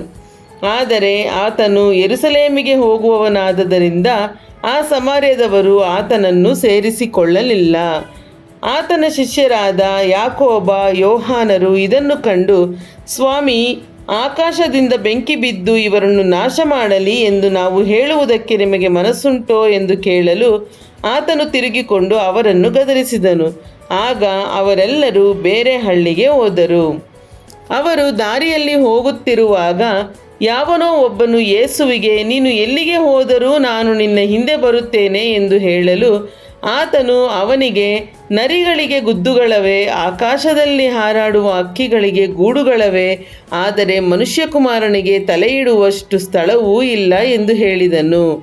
ಆತನು ಮತ್ತೊಬ್ಬನಿಗೆ, ನನ್ನನ್ನು ಹಿಂಬಾಲಿಸು ಎಂದು ಹೇಳಲು ಅವನು, ಸ್ವಾಮಿ, ನಾನು ಮೊದಲು ಹೋಗಿ ನನ್ನ ತಂದೆಯ ಉತ್ತರ ಕ್ರಿಯೆಗಳನ್ನು ಮಾಡಿ ಬರುವಂತೆ ನನಗೆ ಅಪ್ಪಣೆಯಾಗಬೇಕು ಅಂದನು. ಆದರೆ ಆತನು ಅವನಿಗೆ, ಸತ್ತವರೇ ತಮ್ಮವರಲ್ಲಿ ಸತ್ತು ಹೋದವರ ಉತ್ತರ ಕ್ರಿಯೆಗಳನ್ನು ಮಾಡಲಿ, ನೀನಂತೂ ಹೋಗಿ ದೇವರ ರಾಜ್ಯವನ್ನು ಪ್ರಸಿದ್ಧಿಪಡಿಸು ಎಂದು ಹೇಳಿದನು. ಇನ್ನೊಬ್ಬನು ಸಹ, ಸ್ವಾಮಿ, ನಿನ್ನನ್ನು ಹಿಂಬಾಲಿಸುತ್ತೇನೆ, ಆದರೆ ಮೊದಲು ನನ್ನ ಮನೆಯವರಿಗೆ ಹೇಳಿ ಬರುವುದಕ್ಕೆ ನನಗೆ ಅಪ್ಪಣೆಯಾಗಬೇಕು ಅಂದನು. ಯೇಸು ಅವನಿಗೆ, ಯಾವನಾದರೂ ನೇಗಿಲಿನ ಮೇಲೆ ತನ್ನ ಕೈಯನ್ನು ಹಾಕಿ ಹಿಂದಕ್ಕೆ ನೋಡಿದರೆ ಅವನು ದೇವರ ರಾಜ್ಯಕ್ಕೆ ತಕ್ಕವನಲ್ಲವೆಂದು ಹೇಳಿದನು. ಲೂಕನು ಬರೆದ ಸುವಾರ್ತೆ ಅಧ್ಯಾಯ 10. ಇದಾದ ಮೇಲೆ ಸ್ವಾಮಿಯು ಇನ್ನೂ 70 ಮಂದಿಯನ್ನು ನೇಮಿಸಿ ಅವರನ್ನು ಇಬ್ಬಿಬ್ಬರಾಗಿ ತಾನು ಹೋಗಬೇಕೆಂದಿದ್ದ ಪ್ರತಿಯೊಂದೂರಿಗೂ ಪ್ರತಿಯೊಂದು ಸ್ಥಳಕ್ಕೂ ಮುಂದಾಗಿ ಕಳುಹಿಸಿದನು. ಕಳುಹಿಸುವಾಗ ಅವರಿಗೆ ಹೇಳಿದ್ದೇನೆಂದರೆ, ಬೆಳೆಯು ಬಹಳ, ಕೆಲಸದವರು ಸ್ವಲ್ಪ. ಆದುದರಿಂದ ಬೆಳೆಯ ಯಜಮಾನನನ್ನು, ನಿನ್ನ ಬೆಳೆಗೆ ಕೆಲಸದವರನ್ನು ಕಳುಹಿಸಬೇಕೆಂದು ಬೇಡಿಕೊಳ್ಳಿರಿ. ಹೋಗಿರಿ, ತೋಳಗಳ ನಡುವೆ ಕುರಿಮರಿಗಳನ್ನು ಹೋಗಿಸಿದಂತೆ ನಾನು ನಿಮ್ಮನ್ನು ಕಳುಹಿಸಿಕೊಡುತ್ತೇನೆ. ನೋಡಿರಿ, ಹಣದ ಚೀಲವನ್ನಾಗಲಿ ಹಸಿಬೆಯನ್ನಾಗಲಿ ಕೆರೆಗಳನ್ನಾಗಲಿ ತೆಗೆದುಕೊಂಡು ಹೋಗಬೇಡಿರಿ. ದಾರಿಯಲ್ಲಿ ಯಾರಿಗೂ ವಂದಿಸಬೇಡಿರಿ. ಇದಲ್ಲದೆ ನೀವು ಯಾವ ಮನೆಯೊಳಗೆ ಹೋದರೂ ಈ ಮನೆಗೆ ಶುಭವಾಗಲಿ ಎಂದು ಮೊದಲು ಹೇಳಿರಿ. ಆಶೀರ್ವಾದ ಪಾತ್ರನು ಅಲ್ಲಿ ಇದ್ದರೆ ನಿಮ್ಮ ಆಶೀರ್ವಾದವು ಅವನ ಮೇಲೆ ನಿಲ್ಲುವುದು, ಇಲ್ಲದಿದ್ದರೆ ಅದು ನಿಮಗೆ ಹಿಂತಿರುಗುವುದು. ಆ ಮನೆಯಲ್ಲಿಯೇ ಇದ್ದುಕೊಂಡು ಅವರು ಕೊಡುವಂಥದ್ದನ್ನು ಊಟ ಮಾಡಿರಿ, ಕುಡಿಯಿರಿ. ಆಳು ತನ್ನ ಕೂಲಿಗೆ ಯೋಗ್ಯನಷ್ಟೇ. ಒಂದು ಮನೆಯನ್ನು ಬಿಟ್ಟು ಮತ್ತೊಂದು ಮನೆಗೆ ಹೋಗಿ ಇಳುಕೊಳ್ಳಬೇಡಿರಿ. ಮತ್ತು ನೀವು ಯಾವ ಊರಿಗಾದರೂ ಹೋದ ಮೇಲೆ ಆ ಜನರು ನಿಮ್ಮನ್ನು ಸೇರಿಸಿಕೊಂಡರೆ ಅವರು ನಿಮಗೆ ಬಡಿಸಿದ್ದನ್ನು ಊಟ ಮಾಡಿರಿ. ಅಲ್ಲಿರುವ ರೋಗಿಗಳಿಗೆ ವಾಸಿ ಮಾಡಿ ಅವರಿಗೆ, ದೇವರ ರಾಜ್ಯವು ನಿಮ್ಮ ಸಮೀಪಕ್ಕೆ ಬಂದದೆ ಎಂದು ಹೇಳಿರಿ. ಆದರೆ ನೀವು ಯಾವ ಊರಿಗಾದರೂ ಹೋದ ಮೇಲೆ ಆ ಜನರು ನಿಮ್ಮನ್ನು ಸೇರಿಸಿಕೊಳ್ಳದೆ ಹೋದರೆ ನೀವು ಆ ಊರ ಬೀದಿಗಳಿಗೆ ಬಂದು, ನಿಮ್ಮ ಊರಿಂದ ನಮ್ಮ ಕಾಲುಗಳಿಗೆ ಹತ್ತಿದ ಧೂಳನ್ನು ಒರೆಸಿಬಿಡುತ್ತೇವೆ, ಅದು ನಿಮಗೇ ಇರಲಿ. ಆದಾಗ್ಯೂ ದೇವರ ರಾಜ್ಯವು ಸಮೀಪಕ್ಕೆ ಬಂದದೆ ಎಂದು ನಿಮಗೆ ತಿಳಿದಿರಲಿ ಎಂಬುದಾಗಿ ಹೇಳಿ. ಆ ದಿವಸದಲ್ಲಿ ಅಂಥ ಊರಿನ ಗತಿಯು ಸೊದೋಮ್ ಊರಿನ ಗತಿಗಿಂತಲೂ ಕಠಿಣವಾಗಿರುವುದು ಎಂದು ನಿಮಗೆ ಹೇಳುತ್ತೇನೆ. ಅಯ್ಯೋ ಕೊರಾಜೀನೇ, ಅಯ್ಯೋ ಬೇತ್ಸಾಯಿದವೇ, ನಿಮ್ಮಲ್ಲಿ ನಡೆದ ಮಹತ್ಕಾರ್ಯಗಳು ತೂರ್ ಮತ್ತು ಸೀದೋನ್ ಪಟ್ಟಣಗಳಲ್ಲಿ ನಡೆದಿದ್ದರೆ ಅಲ್ಲಿ ಅವರು ಆಗಲೇ ಗೋಣಿತಟ್ಟು ಹೊದ್ದುಕೊಂಡು ಬೂದಿಯಲ್ಲಿ ಕೂತುಕೊಂಡು ದೇವರ ಕಡೆಗೆ ತಿರುಗಿಕೊಳ್ಳುತ್ತಿದ್ದರು. ಆದರೆ ನ್ಯಾಯ ವಿಚಾರಣೆಯಲ್ಲಿ ನಿಮ್ಮ ಗತಿಗಿಂತಲೂ ತೂರ್ ಸೀದೋನ್ ಪಟ್ಟಣಗಳ ಗತಿಯು ಮೇಲಾಗಿರುವುದು. ಎಲಾ ಕಪೆರ್ನೌಮೇ, ನೀನು ಪರಲೋಕಕ್ಕೆ ಏರಿಸಲ್ಪಡುವಿಯಾ, ಪಾತಾಳಕ್ಕೆ ಇಳಿಯುವಿ. ನಿಮ್ಮ ಮಾತನ್ನು ಕೇಳುವವನು ನನ್ನ ಮಾತನ್ನು ಕೇಳುವವನಾಗಿದ್ದಾನೆ. ನಿಮ್ಮನ್ನು ಅಲಕ್ಷ್ಯ ಮಾಡುವವನು ನನ್ನನ್ನು ಅಲಕ್ಷ್ಯ ಮಾಡುವವನಾಗಿದ್ದಾನೆ. ನನ್ನನ್ನು ಅಲಕ್ಷ್ಯ ಮಾಡುವವನು ನನ್ನನ್ನು ಕಳುಹಿಸಿಕೊಟ್ಟ ಆತನನ್ನೇ ಅಲಕ್ಷ್ಯ ಮಾಡುವವನಾಗಿದ್ದಾನೆ ಅಂದನು. ತರುವಾಯ ಆ 70 ಮಂದಿಯು ಸಂತೋಷವುಳ್ಳವರಾಗಿ ಹಿಂತಿರುಗಿ ಬಂದು, ಸ್ವಾಮಿ, ದೆವ್ವಗಳು ಕೂಡ ನಿನ್ನ ಹೆಸರನ್ನು ಕೇಳಿ ನಮಗೆ ಅಧೀನವಾಗುತ್ತವೆ ಅಂದರು. ಆತನು ಅವರಿಗೆ, ಸೈತಾನನು ಸಿಡಿಲಿನಂತೆ ಆಕಾಶದಿಂದ ಬೀಳುವುದನ್ನು ಕಂಡೆನು. ನೋಡಿರಿ, ಹಾವುಗಳನ್ನು, ಚೇಳುಗಳನ್ನು, ವೈರಿಯ ಸಮಸ್ತ ಬಲವನ್ನೂ ತುಳಿಯುವುದಕ್ಕೆ ನಿಮಗೆ ಅಧಿಕಾರ ಕೊಟ್ಟಿದ್ದೇನೆ. ಯಾವುದೂ ನಿಮಗೆ ಕೇಡು ಮಾಡುವುದೇ ಇಲ್ಲ. ಆದರೂ ದೆವ್ವಗಳು ನಮಗೆ ಅಧೀನವಾಗಿವೆ ಎಂದು ಸಂತೋಷ ಪಡದೆ ನಮ್ಮ ಹೆಸರುಗಳು ಪರಲೋಕದಲ್ಲಿ ಬರೆದಿರುತ್ತವೆ ಎಂದು ಸಂತೋಷಪಡಿರಿ ಎಂಬುದಾಗಿ ಹೇಳಿದನು. ಅದೇ ಗಳಿಗೆಯಲ್ಲಿ ಆತನು ಪವಿತ್ರಾತ್ಮನ ಪ್ರೇರಣೆಯಿಂದ ಉಲ್ಲಾಸಗೊಂಡು ಹೇಳಿದ್ದೇನೆಂದರೆ, ತಂದೆಯೇ, ಪರಲೋಕ ಭೂಲೋಕಗಳ ಒಡೆಯನೇ, ನೀನು ಜ್ಞಾನಿಗಳಿಗೂ ಬುದ್ಧಿವಂತರಿಗೂ ಈ ಮಾತುಗಳನ್ನು ಮರೆಮಾಡಿ ಬಾಲಕರಿಗೆ ಪ್ರಕಟ ಮಾಡಿದ್ದಿ ಎಂದು ನಿನ್ನನ್ನು ಕೊಂಡಾಡುತ್ತೇನೆ. ಹೌದು ತಂದೆಯೇ, ಹೀಗೆ ಮಾಡುವುದೇ ಒಳ್ಳೆಯದೆಂದು ನಿನಗೆ ದೃಷ್ಟಿ ತೋರಿದ್ದರಿಂದ ನಿನ್ನನ್ನು ಕೊಂಡಾಡುತ್ತೇನೆ. ನನ್ನ ತಂದೆಯು ಎಲ್ಲವನ್ನೂ ನನಗೆ ಒಪ್ಪಿಸಿದ್ದಾನೆ. ಮಗನು ಇಂಥವನೆಂದು ತಂದೆಯೇ ಹೊರತು ಇನ್ನಾವನು ತಿಳಿದವನಲ್ಲ, ತಂದೆ ಇಂಥವನೆಂದು ಮಗನೇ ಹೊರತು ಇನ್ನಾವನು ತಿಳಿದವನಲ್ಲ. ಮತ್ತು ಮಗನು ತಂದೆಯನ್ನು ಯಾರಿಗೆ ಪ್ರಕಟಿಸುವುದಕ್ಕೆ ಮನಸ್ಸುಳ್ಳವನಾಗಿದ್ದಾನೋ ಅವನು ಆತನನ್ನು ತಿಳಿದವನಾಗಿದ್ದಾನೆ ಅಂದನು. ಆಮೇಲೆ ಆತನು ಶಿಷ್ಯರ ಕಡೆಗೆ ತಿರುಗಿಕೊಂಡು ವಿಂಗಡವಾಗಿ ಹೇಳಿದ್ದೇನೆಂದರೆ, ನೀವು ನೋಡುತ್ತಿರುವ ಸಂಗತಿಗಳನ್ನು ನೋಡುವವರು ಧನ್ಯರು. ಬಹುಮಂದಿ ಪ್ರವಾದಿಗಳು, ಅರಸರು ನೀವು ನೋಡುತ್ತಿರುವ ಸಂಗತಿಗಳನ್ನು ನೋಡಬೇಕೆಂದು ಅಪೇಕ್ಷಿಸಿದರೂ ನೋಡಲಿಲ್ಲ, ನೀವು ಕೇಳುತ್ತಿರುವ ಸಂಗತಿಗಳನ್ನು ಕೇಳಬೇಕೆಂದು ಅಪೇಕ್ಷಿಸಿದರೂ ಕೇಳಲಿಲ್ಲ ಎಂಬುದಾಗಿ ನಿಮಗೆ ಹೇಳುತ್ತೇನೆ ಅಂದನು. ಆಗ ಒಬ್ಬ ಧರ್ಮೋಪದೇಶಕನು ಎದ್ದು ಆತನನ್ನು ಪರೀಕ್ಷಿಸುವುದಕ್ಕಾಗಿ, ಬೋಧಕನೇ, ನಾನು ನಿತ್ಯ ಜೀವಕ್ಕೆ ಬಾಧ್ಯನಾಗುವಂತೆ ಏನು ಮಾಡಬೇಕು ಎಂದು ಕೇಳಲು, ಆತನು ಅವನಿಗೆ, ಶಾಸ್ತ್ರದಲ್ಲಿ ಏನು ಬರೆದದ್ದೇ, ಹೇಗೆ ಓದಿದ್ದಿ ಎಂದು ಹೇಳಿದನು. ಅದಕ್ಕೆ ಅವನು, ನಿನ್ನ ದೇವರಾಗಿರುವ ಕರ್ತನನ್ನು ನಿನ್ನ ಪೂರ್ಣ ಹೃದಯದಿಂದಲೂ, ನಿನ್ನ ಪೂರ್ಣ ಪ್ರಾಣದಿಂದಲೂ, ನಿನ್ನ ಪೂರ್ಣ ಶಕ್ತಿಯಿಂದಲೂ, ನಿನ್ನ ಪೂರ್ಣ ಬುದ್ಧಿಯಿಂದಲೂ ಪ್ರೀತಿಸಬೇಕು, ಮತ್ತು ನಿನ್ನ ನೆರೆಯವನನ್ನು ನಿನ್ನಂತೆಯೇ ಪ್ರೀತಿಸಬೇಕು ಎಂದು ಬರೆದದೆ ಅಂದನು.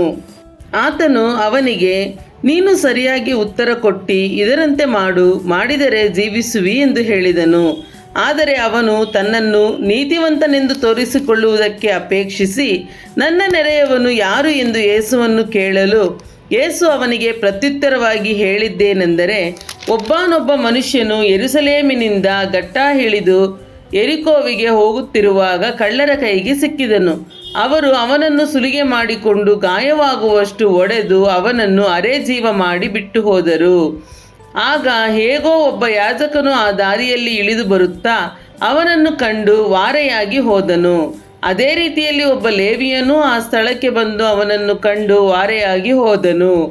ಆದರೆ ಒಬ್ಬ ಸಮಾರ್ಯದವನು ಪ್ರಯಾಣ ಮಾಡುತ್ತಾ ಅವನಿದ್ದಲ್ಲಿಗೆ ಬಂದು ಅವನನ್ನು ಕಂಡು ಕನಿಕರಿಸಿ ಅವನ ಹತ್ತಿರಕ್ಕೆ ಹೋಗಿ ಅವನ ಗಾಯಗಳಲ್ಲಿ ಎಣ್ಣೆಯನ್ನು ದ್ರಾಕ್ಷಾರಸವನ್ನು ಹೊಯ್ದು ಕಟ್ಟಿ ತನ್ನ ಸ್ವಂತ ವಾಹನದ ಮೇಲೆ ಹತ್ತಿಸಿಕೊಂಡು ಛತ್ರಕ್ಕೆ ಕರಕೊಂಡು ಹೋಗಿ ಅವನನ್ನು ಆರೈಕೆ ಮಾಡಿದನು. ಮರುದಿನ ಅವನು 2 ಹಣಗಳನ್ನು ತೆಗೆದು ಛತ್ರದವನಿಗೆ ಕೊಟ್ಟು, ಇವನನ್ನು ಆರೈಕೆ ಮಾಡು, ಇದಕ್ಕಿಂತ ಹೆಚ್ಚಾಗಿ ಏನಾದರೂ ವೆಚ್ಚ ಮಾಡಿದರೆ ನಾನು ಹಿಂತಿರುಗಿ ಬಂದಾಗ ನಿನಗೆ ಕೊಡುವೆನು ಅಂದನು. ಈ ಮೂವರಲ್ಲಿ ಯಾವನು ಕಳ್ಳರ ಕೈಗೆ ಸಿಕ್ಕಿದವನಿಗೆ ನೆರೆಯವನಾದನೆಂದು ನಿನಗೆ ತೋರುತ್ತದೆ ಹೇಳು ಎಂದು ಕೇಳಿದ್ದಕ್ಕೆ ಆ ಧರ್ಮೋಪದೇಶಕನು, ಅವನಿಗೆ ದಯ ತೋರಿಸಿದವನೇ ಅಂದನು. ಆಗ ಯೇಸು ಅವನಿಗೆ, ಹೋಗು, ನೀನು ಅದರಂತೆ ಮಾಡು ಎಂದು ಹೇಳಿದನು. ಅವರು ಸಂಚಾರ ಮಾಡುತ್ತಿರುವಾಗ ಆತನು ಒಂದಾನೊಂದು ಹಳ್ಳಿಗೆ ಬಂದನು. ಅಲ್ಲಿ ಮಾರ್ತಳೆಂಬ ಒಬ್ಬ ಸ್ತ್ರೀಯು ಆತನನ್ನು ತನ್ನ ಮನೆಯಲ್ಲಿ ಇಳಿಸಿಕೊಂಡಳು. ಆಕೆಗೆ ಮರಿಯಳೆಂಬ ಒಬ್ಬ ತಂಗಿ ಇದ್ದಳು. ಈಕೆಯು ಸ್ವಾಮಿಯ ಪಾದಗಳ ಬಳಿಯಲ್ಲಿ ಕೂತುಕೊಂಡು ಆತನ ವಾಕ್ಯವನ್ನು ಕೇಳುತ್ತಿದ್ದಳು.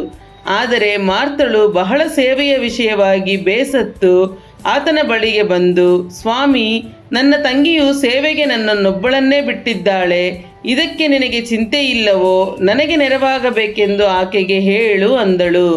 ಸ್ವಾಮಿಯು ಆಕೆಗೆ, ಮಾರ್ತಳೆ, ಮಾರ್ತಳೆ, ನೀನು ಅನೇಕ ವಿಷಯವಾಗಿ ಚಿಂತೆಯಲ್ಲಿಯೂ ಗಡಿಬಿಡಿಯಲ್ಲಿಯೂ ಸಿಕ್ಕಿಕೊಂಡಿದ್ದಿ. ಕೆಲವು ಮಾತ್ರ ಬೇಕಾದದ್ದು, ಅಥವಾ ಒಂದೇ.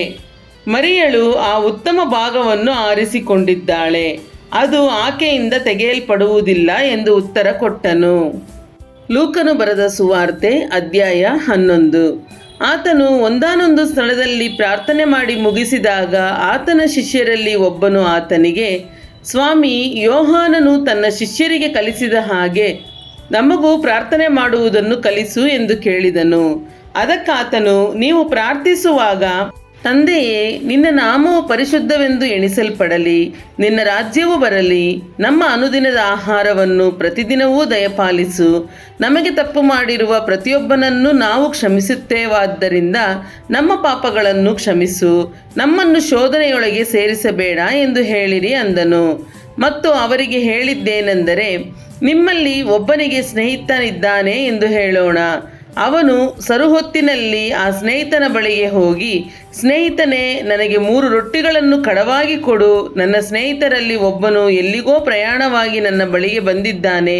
ಅವನಿಗೆ ಊಟ ಮಾಡಿಸುವುದಕ್ಕೆ ನನ್ನಲ್ಲಿ ಏನೂ ಇಲ್ಲ ಎಂದು ಕೇಳಲು, ಆ ಸ್ನೇಹಿತನು, ನನಗೆ ತೊಂದರೆ ಹಾಕಬೇಡ, ಈಗ ಕದ ಹಾಕಿಯದೆ ನನ್ನ ಚಿಕ್ಕ ಮಕ್ಕಳು ನನ್ನ ಕೂಡ ಮಲಗಿದ್ದಾರೆ, ನಾನು ಎದ್ದು ನಿನಗೆ ಕೊಡುವುದಕ್ಕಾಗುವುದಿಲ್ಲ ಎಂದು ಒಳಗಿನಿಂದ ಉತ್ತರ ಕೊಟ್ಟರೂ ಕೊಡಬಹುದು.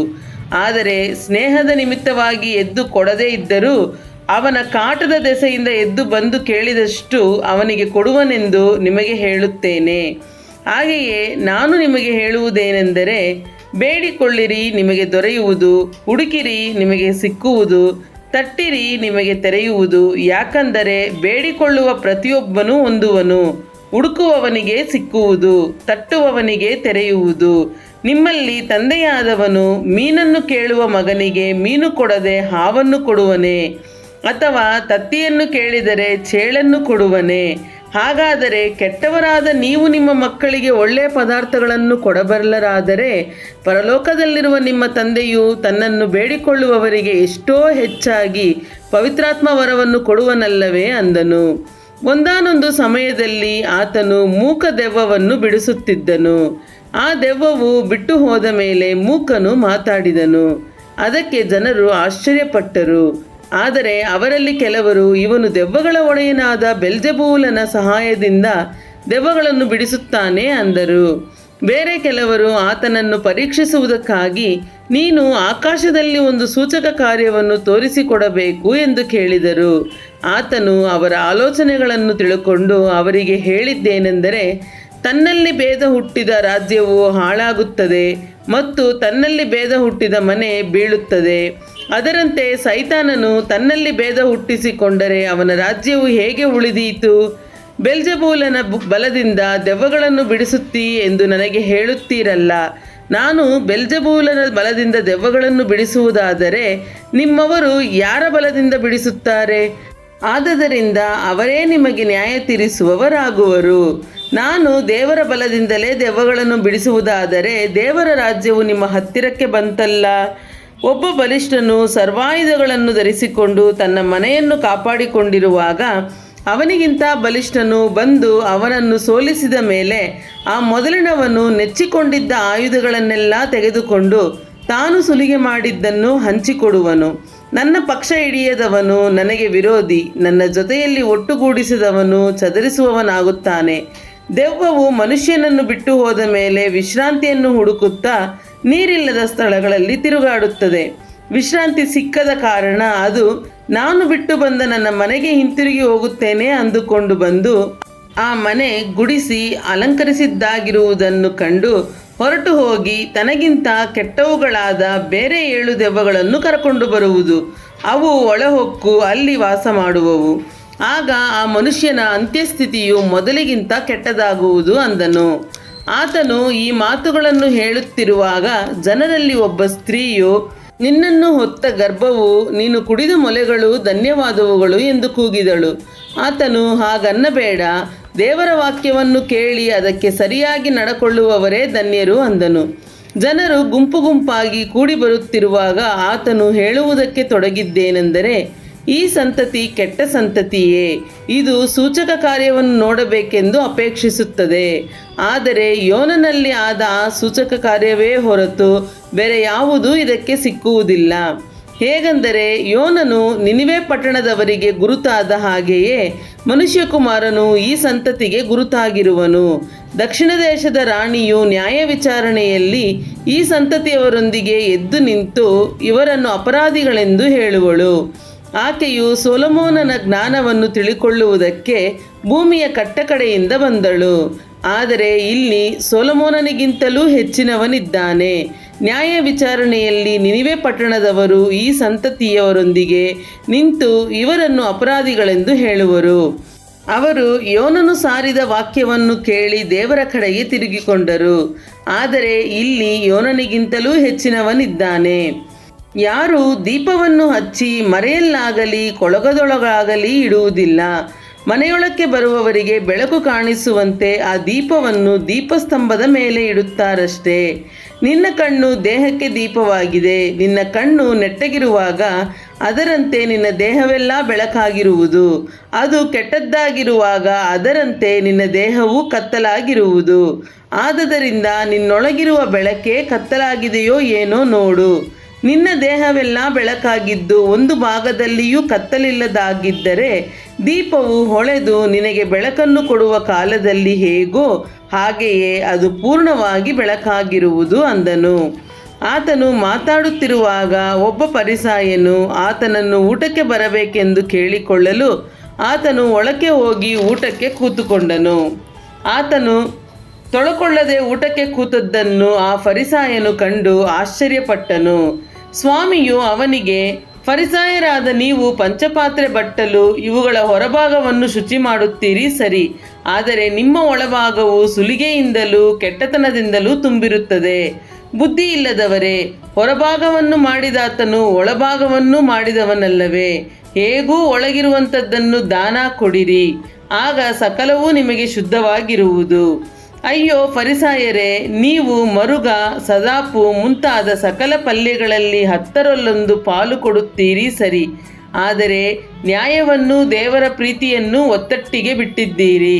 ಇವುಗಳನ್ನು ಮಾಡಬೇಕಾಗಿತ್ತು, ಅವುಗಳನ್ನೂ ಬಿಡಬಾರದು. ಅಯ್ಯೋ ಫರಿಸಾಯರೇ, ಸಭಾಮಂದಿರಗಳಲ್ಲಿ ಮುಖ್ಯ ಪೀಠಗಳು, ಅಂಗಡಿ ಬೀದಿಗಳಲ್ಲಿ ನಮಸ್ಕಾರಗಳೂ ನಿಮಗೆ ಇಷ್ಟ. ನಿಮ್ಮ ಗತಿಯನ್ನು ಏನು ಹೇಳಲಿ?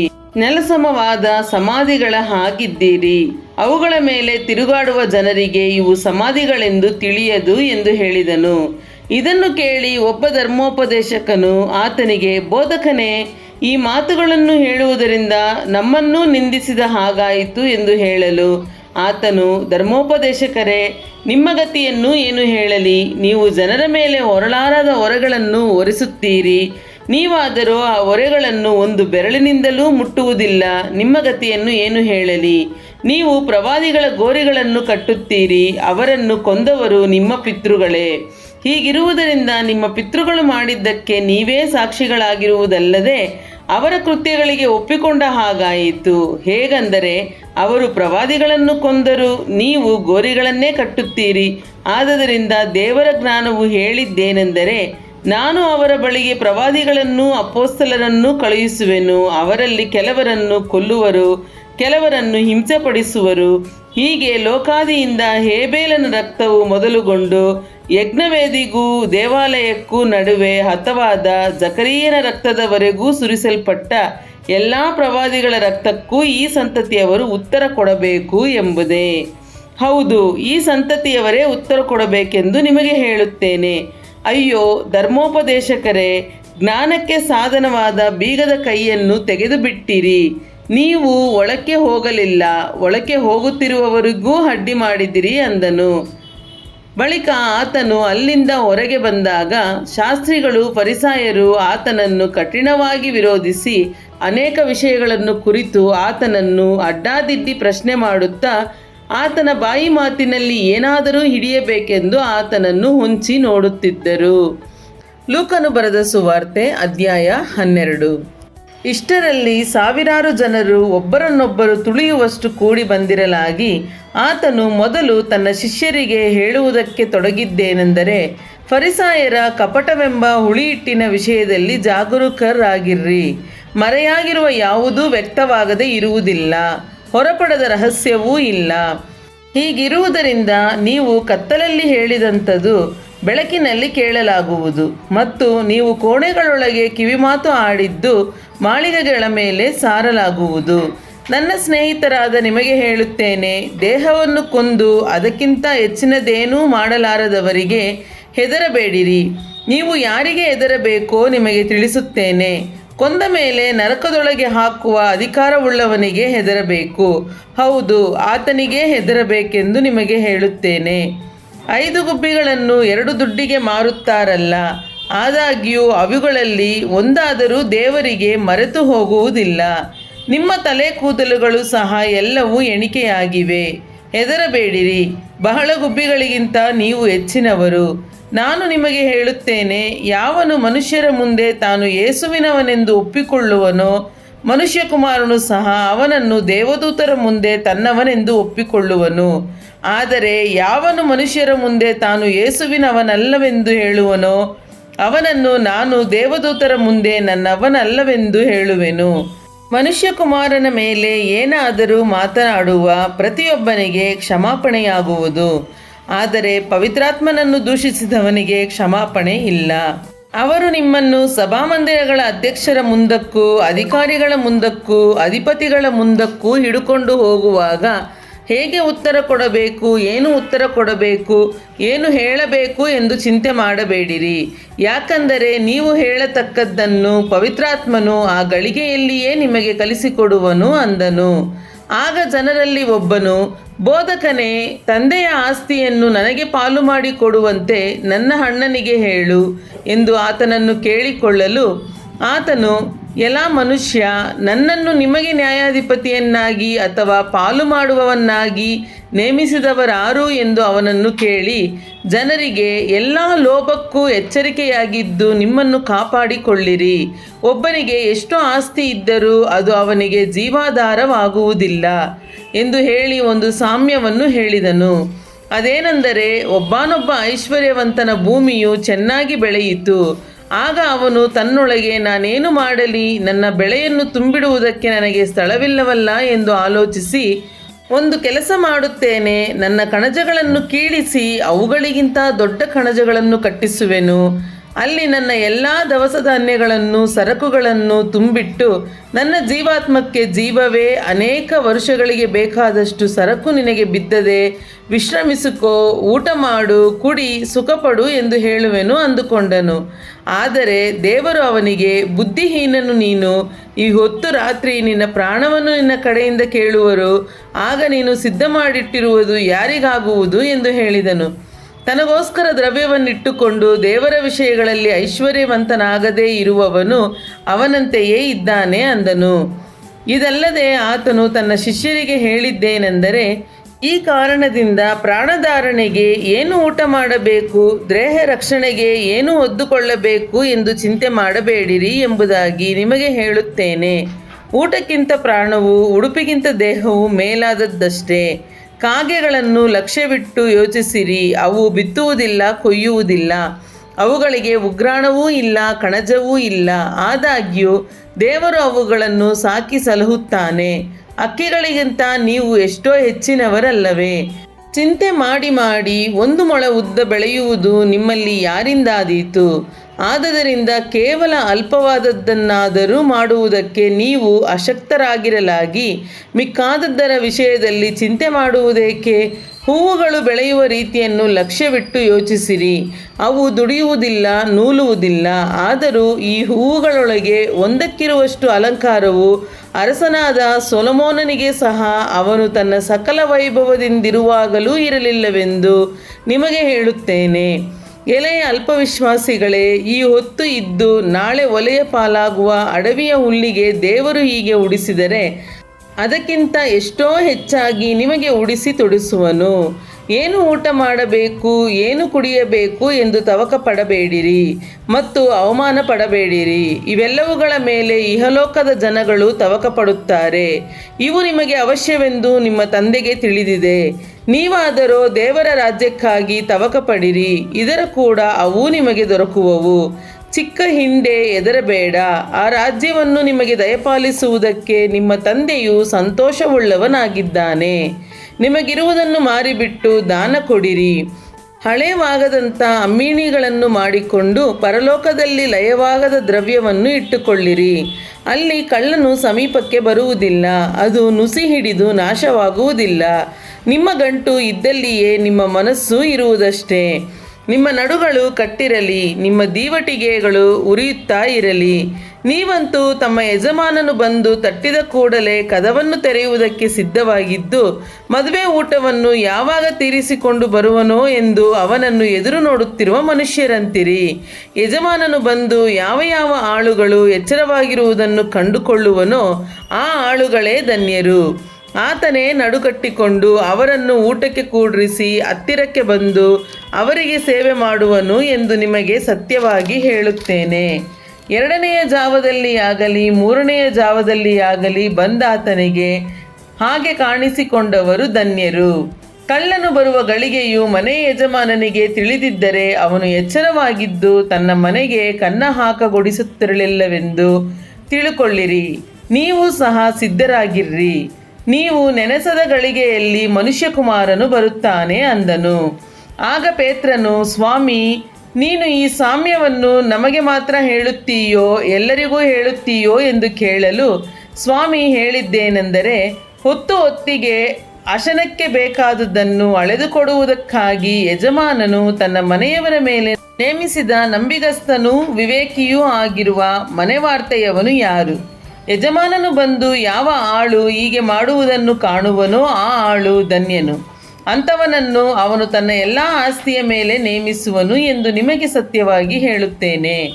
ಆದರೆ ಆ ಆಳು ನನ್ನ ಯಜಮಾನನು ಬರುವುದಕ್ಕೆ ತಡಮಾಡುತ್ತಾನೆ ಅಂತ ತನ್ನ ಮನಸ್ಸಿನಲ್ಲಿ ಅಂದುಕೊಂಡು ಗಂಡಾಳು ಹೆಣ್ಣಾಳುಗಳನ್ನು ಹೊಡೆಯುವುದಕ್ಕೂ ತಿಂದು ಕುಡಿದು ಅಮಲೇರುವುದಕ್ಕೂ ತೊಡಗಿದರೆ ಅವನು ನೆನೆಸದ ದಿನದಲ್ಲಿಯೂ ತಿಳಿಯದ ಗಳಿಗೆಯಲ್ಲಿಯೂ ಆ ಆಳಿನ ಯಜಮಾನನು ಬಂದು ಅವನನ್ನು ಕಠಿಣವಾಗಿ ಹೊಡಿಸಿ ಅಪನಂಬಿಗಸ್ತರಿಗೆ ಆಗತಕ್ಕ ಗತಿಯನ್ನು ಅವನಿಗೆ ನೇಮಿಸುವನು. ತನ್ನ ಯಜಮಾನನ ಚಿತ್ತವನ್ನು ತಿಳಿದು ಆಳು ಸಿದ್ಧ ಮಾಡದೆ ಹೋದರೆ ಅಥವಾ ಅವನ ಚಿತ್ತಕ್ಕನುಸಾರ ನಡೆಯದಿದ್ದರೆ ಅವನು ಬಹಳ ಪೆಟ್ಟು ತಿನ್ನುವನು. ತಿಳಿಯದೆ ಪೆಟ್ಟುಗಳಿಗೆ ಯೋಗ್ಯವಾದದ್ದನ್ನು ನಡೆಸಿದವನು ಸ್ವಲ್ಪ ಪೆಟ್ಟು ತಿನ್ನುವನು. ಯಾವನಿಗೆ ಬಹಳವಾಗಿ ಕೊಟ್ಟದೆಯೋ ಅವನ ಕಡೆಯಿಂದ ಬಹಳವಾಗಿ ನಿರೀಕ್ಷಿಸಲ್ಪಡುವುದು. ಇದಲ್ಲದೆ ಯಾವನ ವಶಕ್ಕೆ ಬಹಳವಾಗಿ ಒಪ್ಪಿಸಿದೆಯೋ ಅವನ ಕಡೆಯಿಂದ ಇನ್ನೂ ಹೆಚ್ಚಾಗಿ ಕೇಳುವರು. ನಾನು ಬೆಂಕಿಯನ್ನು ಭೂಮಿಯ ಮೇಲೆ ಹಾಕಬೇಕೆಂದು ಬಂದೆನು. ಅದು ಇಷ್ಟರೊಳಗೆ ಹತ್ತಿಕೊಂಡಿದ್ದರೆ ನನಗೆ ಎಷ್ಟೋ ಸಂತೋಷ. ಆದರೆ ನಾನು ಹೊಂದತಕ್ಕ ದೀಕ್ಷಾ ಸ್ನಾನ ಒಂದುಂಟು. ಅದು ನೆರವೇರುವ ತನಕ ನಾನು ಎಷ್ಟೋ ಬಿಕ್ಕಟ್ಟಿನಲ್ಲಿದ್ದೇನೆ. ಭೂಲೋಕದಲ್ಲಿ ಸಮಾಧಾನ ಉಂಟು ಮಾಡುವುದಕ್ಕೆ ಬಂದೆನೆಂದು ಭಾವಿಸುತ್ತೀರೋ? ಅದಕ್ಕೆ ಬರಲಿಲ್ಲ, ಭೇದವನ್ನುಂಟು ಮಾಡುವುದಕ್ಕೆ ಬಂದೆನೆಂದು ನಿಮಗೆ ಹೇಳುತ್ತೇನೆ.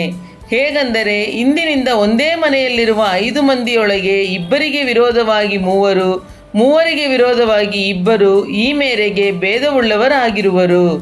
ಮಗನಿಗೆ ವಿರೋಧವಾಗಿ ತಂದೆಯು, ತಂದೆಗೆ ವಿರೋಧವಾಗಿ ಮಗನು, ಮಗಳಿಗೆ ವಿರೋಧವಾಗಿ ತಾಯಿಯು, ತಾಯಿಗೆ ವಿರೋಧವಾಗಿ ಮಗಳು, ಸೊಸೆಗೆ ವಿರೋಧವಾಗಿ ಅತ್ತೆಯು, ಅತ್ತೆಗೆ ವಿರೋಧವಾಗಿ ಸೊಸೆಯು ಭೇದವುಳ್ಳವರಾಗಿರುವರು ಅಂದನು. ಇದಲ್ಲದೆ ಆತನು ಜನರೆಲ್ಲರಿಗೂ ಹೇಳಿದ್ದೇನೆಂದರೆ, ಪಶ್ಚಿಮ ದಿಕ್ಕಿನಲ್ಲಿ ಮೋಡ ಏಳುವುದನ್ನು ನೀವು ನೋಡಿದ ಕೂಡಲೇ ಮಳೆ ಬರುತ್ತದೆ ಅನ್ನುತ್ತೀರಿ, ಹಾಗೇ ಆಗುತ್ತದೆ. ದಕ್ಷಿಣ ದಿಕ್ಕಿನ ಗಾಳಿ ಬೀಸಲಾಗಿ ಸೆಕೆ ಹುಟ್ಟುವುದು ಅನ್ನುತ್ತೀರಿ, ಅದೂ ಆಗುತ್ತದೆ. ಕಪಟಿಗಳು ನೀವು. ಭೂಮ್ಯಾಕಾಶಗಳ ಭಾವವನ್ನು ಶೋಧಿಸುವುದಕ್ಕೆ ನಿಮಗೆ ಗೊತ್ತಿರುವಲ್ಲಿ ಈ ಸಮಯವನ್ನು ಶೋಧಿಸುವುದಕ್ಕೆ ನಿಮಗೆ ಯಾಕೆ ಗೊತ್ತಿಲ್ಲ? ಇದಲ್ಲದೆ ಇಂತಿಂಥದ್ದು ನ್ಯಾಯವಾದದ್ದೆಂದು ನೀವೇ ಯಾಕೆ ತೀರ್ಮಾನ ಮಾಡಿಕೊಳ್ಳುವುದಿಲ್ಲ? ನೀನು ವಾದಿಯ ಸಂಗಡ ನ್ಯಾಯಾಧಿಪತಿಯ ಮುಂದಕ್ಕೆ ಹೋಗುತ್ತಿರುವಾಗ ದಾರಿಯಲ್ಲಿಯೇ ತಂಟೆ ಹರಿಸಿಕೊಳ್ಳಲು ಪ್ರಯತ್ನ ಮಾಡು. ಇಲ್ಲದಿದ್ದರೆ ಅವನು ನಿನ್ನನ್ನು ನ್ಯಾಯಾಧಿಪತಿಯ ಬಳಿಗೆ ಎಳಕೊಂಡು ಹೋದಾನು. ನ್ಯಾಯಾಧಿಪತಿಯು ನಿನ್ನನ್ನು ಸೆರೆ ಯಜಮಾನನ ವಶಕ್ಕೆ ಒಪ್ಪಿಸಾನು. ಸೆರೆ ಯಜಮಾನನು ನಿನ್ನನ್ನು ಸೆರೆಮನೆಯಲ್ಲಿ ಹಾಕಾನು. ನೀನು ಒಂದು ಕಾಸನ್ನಾದರೂ ನಿಲ್ಲಿಸಿಕೊಳ್ಳದೆ ಎಲ್ಲ ಸಲ್ಲಿಸುವ ತನಕ ಅಲ್ಲಿಂದ ಬರುವುದೇ ಇಲ್ಲವೆಂದು ನಿನಗೆ ಹೇಳುತ್ತೇನೆ ಅಂದನು. ಅದೇ ಸಮಯದಲ್ಲಿ ಕೆಲವರು ಆತನ ಹತ್ತಿರದಲ್ಲಿದ್ದು, ಪಿಲಾತನು ಗಲಿಲಾಯದವರ ರಕ್ತವನ್ನು ಅವರು ಕೊಟ್ಟ ಬಲಿಗಳ ಸಂಗಡ ಬೆರೆಸಿದನೆಂದು ಆತನಿಗೆ ತಿಳಿಸಿದರು. ಅದಕ್ಕೆ ಆತನು ಅವರಿಗೆ, ಆ ಗಲಿಲಾಯದವರು ಅಂಥ ಕೊಲೆಯನ್ನು ಅನುಭವಿಸಿದ್ದರಿಂದ ಅವರನ್ನು ಎಲ್ಲ ಗಲಿಲಾಯದವರಿಗಿಂತ ಪಾಪಿಷ್ಠರೆಂದು ಭಾವಿಸುತ್ತೀರೋ? ಹಾಗೆ ಭಾವಿಸಕೂಡದೆಂದು ನಿಮಗೆ ಹೇಳುತ್ತೇನೆ. ದೇವರ ಕಡೆಗೆ ತಿರುಗಿಕೊಳ್ಳದಿದ್ದರೆ ನೀವೆಲ್ಲರೂ ಹಾಗೆಯೇ ಹಾಳಾಗಿ ಹೋಗುವಿರಿ. ಇಲ್ಲವೇ ಸಿಲೋವಾಮಿನಲ್ಲಿ ಬುರುಜು ಬಿದ್ದು ಸತ್ತ ಆ 18 ಮಂದಿಯು ಯೆರೂಸಲೇಮಿನಲ್ಲಿ ವಾಸವಾಗಿರುವ ಎಲ್ಲ ಮನುಷ್ಯರಿಗಿಂತಲೂ ಅಪರಾಧಿಗಳೆಂದು ಭಾವಿಸುತ್ತೀರೋ? ಹಾಗಲ್ಲವೆಂದು ನಿಮಗೆ ಹೇಳುತ್ತೇನೆ. ದೇವರ ಕಡೆಗೆ ತಿರುಗಿಕೊಳ್ಳದಿದ್ದರೆ ನೀವೆಲ್ಲರೂ ಅವರಂತೆ ಹಾಳಾಗಿ ಹೋಗುವಿರಿ ಎಂದು ಹೇಳಿದನು. ಆಮೇಲೆ ಒಂದು ಸಾಮ್ಯವನ್ನು ಹೇಳಿದನು. ಅದೇನೆಂದರೆ, ಒಬ್ಬನೊಬ್ಬನು ತನ್ನ ದ್ರಾಕ್ಷಿ ತೋಟದಲ್ಲಿ ಒಂದು ಅಂಜೂರದ ಗಿಡವನ್ನು ನೆಡೆಸಿದ್ದನು. ತರುವಾಯ ಅವನು ಅದರಲ್ಲಿ ಹಣ್ಣನ್ನು ಹುಡುಕುತ್ತಾ ಬಂದನು, ಸಿಕ್ಕಲಿಲ್ಲ. ಬಳಿಕ ಅವನು ತೋಟ ಮಾಡುವವನಿಗೆ, ನೋಡು, ನಾನು 3 ವರ್ಷದಿಂದಲೂ ಈ ಅಂಜೂರದ ಮರದಲ್ಲಿ ಹಣ್ಣನ್ನು ಹುಡುಕುತ್ತಾ ಬಂದಿದ್ದೇನೆ, ಆದರೂ ನನಗೆ ಸಿಕ್ಕಲಿಲ್ಲ. ಇದನ್ನು ಕಡಿದು ಹಾಕು, ಇದರಿಂದ ಭೂಮಿಯು ಯಾಕೆ ಬಂಜೆಯಾಗಬೇಕು ಎಂದು ಹೇಳಿದನು. ಆದರೆ ತೋಟ ಮಾಡುವವನು, ಅಯ್ಯ, ಈ ವರುಷವೂ ಇದನ್ನು ಬಿಡು, ಅಷ್ಟರಲ್ಲಿ ನಾನು ಇದರ ಸುತ್ತಲೂ ಅಗೆದು ಗೊಬ್ಬರ ಹಾಕುತ್ತೇನೆ. ಮುಂದೆ ಹಣ್ಣು ಬಿಟ್ಟರೆ ಸರಿ, ಇಲ್ಲದಿದ್ದರೆ ಇದನ್ನು ಕಡಿದು ಹಾಕಬಹುದು ಎಂದು ಉತ್ತರ ಕೊಟ್ಟನು. ಒಂದಾನೊಂದು ಸಬ್ಬತ್ ದಿನದಲ್ಲಿ ಆತನು ಒಂದು ಸಭಾಮಂದಿರದೊಳಗೆ ಉಪದೇಶ ಮಾಡುತ್ತಾ ಇದ್ದನು. ಅಲ್ಲಿ 18 ವರ್ಷಗಳಿಂದ ದೆವ್ವ ಬಡಿದು ಮೈಯಲ್ಲಿ ರೋಗವುಳ್ಳ ಒಬ್ಬ ಸ್ತ್ರೀಯೂ ಇದ್ದಳು. ಆಕೆಯು ನಡುಬೊಗ್ಗಿ ಹೋಗಿ ಸ್ವಲ್ಪವಾದರೂ ಮೈಯನ್ನು ಮೇಲಕ್ಕೆ ಎತ್ತಲಾರದೆ ಇದ್ದಳು. ಯೇಸು ಆಕೆಯನ್ನು ನೋಡಿ ಹತ್ತಿರಕ್ಕೆ ಕರೆದು ಆಕೆಗೆ, ಅಮ್ಮ, ನಿನಗೆ ರೋಗ ಬಿಡುಗಡೆಯಾಯಿತು ಎಂದು ಹೇಳಿ ಆಕೆಯ ಮೇಲೆ ತನ್ನ ಕೈಗಳನ್ನಿಟ್ಟನು. ಇಟ್ಟ ಕೂಡಲೇ ಆಕೆ ನೆಟ್ಟಗಾದಳು, ದೇವರನ್ನು ಕೊಂಡಾಡಿದಳು. ಆದರೆ ಆ ಸಭಾಮಂದಿರದ ಅಧಿಕಾರಿಯು ನಡೆದ ಸಂಗತಿಯನ್ನು ನೋಡಿ, ಸಬ್ಬತ್ ದಿನದಲ್ಲಿ ಯೇಸು ಸ್ವಸ್ಥ ಮಾಡಿದನಲ್ಲ ಎಂದು ರೋಷಗೊಂಡು ಜನರಿಗೆ, ಕೆಲಸ ಮಾಡುವುದಕ್ಕೆ 6 ದಿವಸಗಳು ಅವೆಯಷ್ಟೇ, 6 ದಿವಸಗಳಲ್ಲಿ ಬಂದು ವಾಸಿ ಮಾಡಿಸಿಕೊಳ್ಳಿರಿ, ಸಬ್ಬತ್ ದಿನದಲ್ಲಿ ಮಾತ್ರ ಬೇಡ ಎಂದು ಹೇಳಿದನು. ಆ ಮಾತನ್ನು ಕೇಳಿ ಸ್ವಾಮಿಯು ಅವನಿಗೆ, ಕಪಟಿಗಳು ನೀವು, ನಿಮ್ಮಲ್ಲಿ ಪ್ರತಿಯೊಬ್ಬನೂ ಸಬ್ಬತ್ ದಿನದಲ್ಲಿ ತನ್ನ ಎತ್ತನ್ನಾಗಲಿ ಕತ್ತೆಯನ್ನಾಗಲಿ ಗೋದಲಿಯಿಂದ ಬಿಚ್ಚಿ ನೀರು ಕುಡಿಸುವುದಕ್ಕಾಗಿ ಹಿಡುಕೊಂಡು ಹೋಗುತ್ತಾನಲ್ಲವೇ? ಹಾಗಾದರೆ 18 ವರ್ಷಗಳ ತನಕ ಸೈತಾನನ್ನು ಕಟ್ಟಿ ಹಾಕಿದ್ದವಳು, ಅಬ್ರಹಾಮನ ವಂಶದವಳು ಆಗಿರುವ ಈಕೆಯನ್ನು ಸಬ್ಬತ್ ದಿನದಲ್ಲಿ ಈ ಕಟ್ಟಿನೊಳಗಿಂದ ಬಿಡಿಸಬಾರದೋ ಎಂದು ಉತ್ತರ ಕೊಟ್ಟನು. ಈ ಮಾತುಗಳನ್ನು ಆತನು ಹೇಳುತ್ತಿರಲಾಗಿ ಆತನ ವಿರೋಧಿಗಳೆಲ್ಲರೂ ನಾಚಿಕೊಂಡರು. ಗುಂಪು ಕೂಡಿದ ಜನರೆಲ್ಲ ಆತನಿಂದ ಆಗುತ್ತಿದ್ದ ಎಲ್ಲ ಮಹತ್ವದ ಕಾರ್ಯಗಳಿಗೆ ಸಂತೋಷಪಟ್ಟರು. ಆತನು ಹೇಳಿದ್ದೇನೆಂದರೆ, ದೇವರ ರಾಜ್ಯವು ಯಾವುದಕ್ಕೆ ಹೋಲಿಕೆಯಾಗಿದೆ? ಅದನ್ನು ನಾನು ಯಾವುದಕ್ಕೆ ಹೋಲಿಸಲಿ? ಅದು ಸಾಸಿವೆ ಕಾಳಿಗೆ ಹೋಲಿಕೆಯಾಗಿದೆ. ಒಬ್ಬ ಮನುಷ್ಯನು ಅದನ್ನು ತೆಗೆದುಕೊಂಡು ಹೋಗಿ ತನ್ನ ತೋಟದಲ್ಲಿ ಹಾಕಿದನು. ಅದು ಬೆಳೆದು ಮರವಾಯಿತು ಮತ್ತು ಆಕಾಶದಲ್ಲಿ ಹಾರಾಡುವ ಪಕ್ಷಿಗಳು ಅದರ ಕೊಂಬೆಗಳಲ್ಲಿ ವಾಸ ಮಾಡಿದವು ಅಂದನು.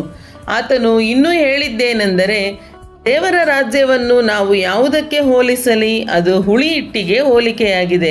ಅದನ್ನು ಒಬ್ಬ ಹೆಂಗಸು ತಕ್ಕೊಂಡು 3 ಸೇರು ಹಿಟ್ಟಿನಲ್ಲಿ ಕಲಸಿಡಲು ಆ ಹಿಟ್ಟೆಲ್ಲ ಹುಳಿಯಾಯಿತು ಅಂದನು. ಆತನು ಊರೂರಿಗೂ ಗ್ರಾಮ ಗ್ರಾಮಕ್ಕೂ ಹೋಗಿ ಉಪದೇಶ ಮಾಡುತ್ತಾ ಯೆರೂಸಲೇಮಿಗೆ ಪ್ರಯಾಣ ಮಾಡುತ್ತಿದ್ದನು. ಆ ಕಾಲದಲ್ಲಿ ಒಬ್ಬನು, ಸ್ವಾಮಿ, ರಕ್ಷಣೆ ಹೊಂದುವವರು ಸ್ವಲ್ಪ ಜನರೋ ಎಂದು ಕೇಳಲು ಆತನು ಅವರಿಗೆ, ಇಕ್ಕಟ್ಟಾದ ಬಾಗಿಲಿನಿಂದ ಒಳಕ್ಕೆ ಹೋಗುವುದಕ್ಕೆ ಹೆಣಗಾಡಿರಿ.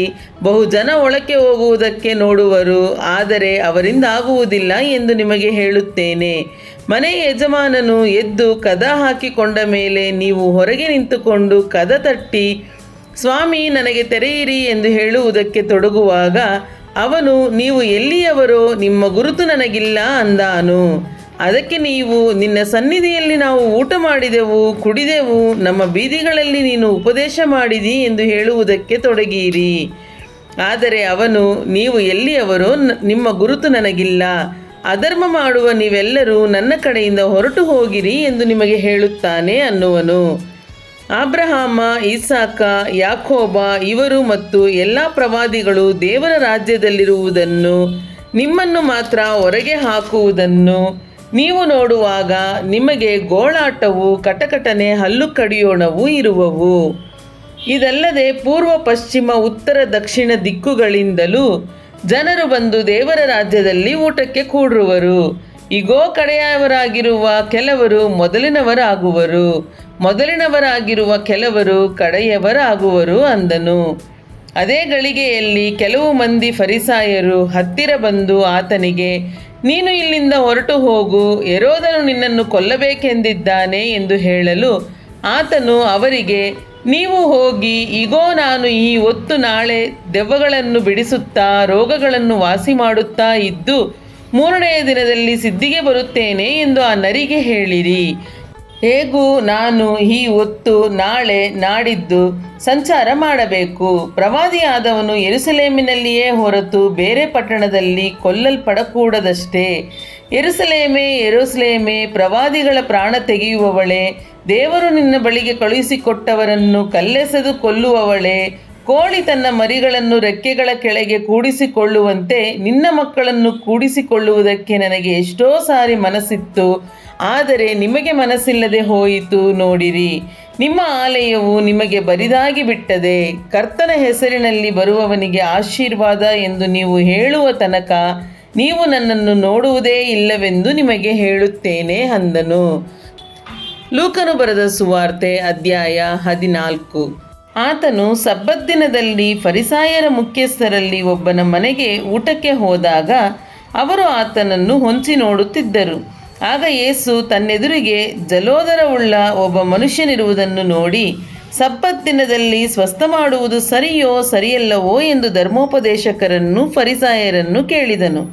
ಅವರು ಸುಮ್ಮನೇ ಇರಲು ಆತನು ಅವನ ಕೈ ಹಿಡಿದು ಅವನಿಗೆ ವಾಸಿ ಮಾಡಿ ಕಳುಹಿಸಿ, ನಿಮ್ಮಲ್ಲಿ ಯಾವನೊಬ್ಬನ ಮಗನಾಗಲಿ ಎತ್ತಾಗಲಿ ಬಾವಿಯಲ್ಲಿ ಬಿದ್ದರೆ ಅವನು ತಡಮಾಡದೆ ಸಬ್ಬತ್ತಿನದಲ್ಲಾದರೂ ಮೇಲಕ್ಕೆ ತೆಗೆಯುವುದಿಲ್ಲವೇ ಎಂದು ಅವರನ್ನು ಕೇಳಿದನು.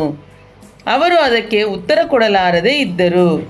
ಊಟಕ್ಕೆ ಕರೆಸಿಕೊಂಡವರು ಪಂಕ್ತಿಯ ಮೊದಲನೆಯ ಸ್ಥಾನವನ್ನು ಆರಿಸಿಕೊಳ್ಳುವುದನ್ನು ನೋಡಿ ಯೇಸು ಒಂದು ಸ್ವಾಮ್ಯವನ್ನು ಹೇಳಿದನು. ಏನೆಂದರೆ, ಯಾವನಾದರೂ ನಿನ್ನನ್ನು ಮದುವೆ ಊಟಕ್ಕೆ ಕರೆದರೆ ಪಂಕ್ತಿಯೊಳಗೆ ಮೊದಲನೆಯ ಸ್ಥಾನದಲ್ಲಿ ಕೂತುಕೊಳ್ಳಬೇಡ. ಒಂದು ವೇಳೆ ನಿನಗಿಂತ ಮಾನವುಳ್ಳವನನ್ನು ಅವನು ಕರೆದಿರಬಹುದು ಮತ್ತು ನಿನ್ನನ್ನು ಅವನನ್ನು ಕರೆದವನು ಬಂದು ಇವನಿಗೆ ಸ್ಥಳ ಬಿಡು ಎಂದು ನಿನಗೆ ಹೇಳುವಾಗ ನೀನು ನಾಚಿಕೊಂಡು ಕಡೆಯ ಸ್ಥಾನದಲ್ಲಿ ಕೂತುಕೊಳ್ಳುವುದಕ್ಕೆ ಹೋಗುವಿ. ಆದರೆ ಯಾವನಾದರೂ ನಿನ್ನನ್ನು ಕರೆದಾಗ ನೀನು ಹೋಗಿ ಕಡೆಯ ಸ್ಥಾನದಲ್ಲಿ ಕೂತುಕೋ. ಹೀಗೆ ಮಾಡಿದರೆ ನಿನ್ನನ್ನು ಕರೆದವನು ಬಂದು ನಿನ್ನನ್ನು ನೋಡಿ, ಸ್ನೇಹಿತನೇ, ಇನ್ನೂ ಮೇಲಕ್ಕೆ ಬಾ ಅನ್ನುವನು. ಆಗ ನಿನ್ನ ಸಂಗಡ ಕೂತಿರುವವರೆಲ್ಲರ ಮುಂದೆ ನಿನಗೆ ಮಾನ ಬರುವುದು. ತನ್ನನ್ನು ಹೆಚ್ಚಿಸಿಕೊಳ್ಳುವ ಪ್ರತಿಯೊಬ್ಬನೂ ತಗ್ಗಿಸಲ್ಪಡುವನು, ತನ್ನನ್ನು ತಗ್ಗಿಸಿಕೊಳ್ಳುವವನು ಹೆಚ್ಚಿಸಲ್ಪಡುವನು ಅಂದನು. ಆತನು ತನ್ನನ್ನು ಊಟಕ್ಕೆ ಕರೆದವನಿಗೆ ಸಹ ಒಂದು ಮಾತು ಹೇಳಿದನು.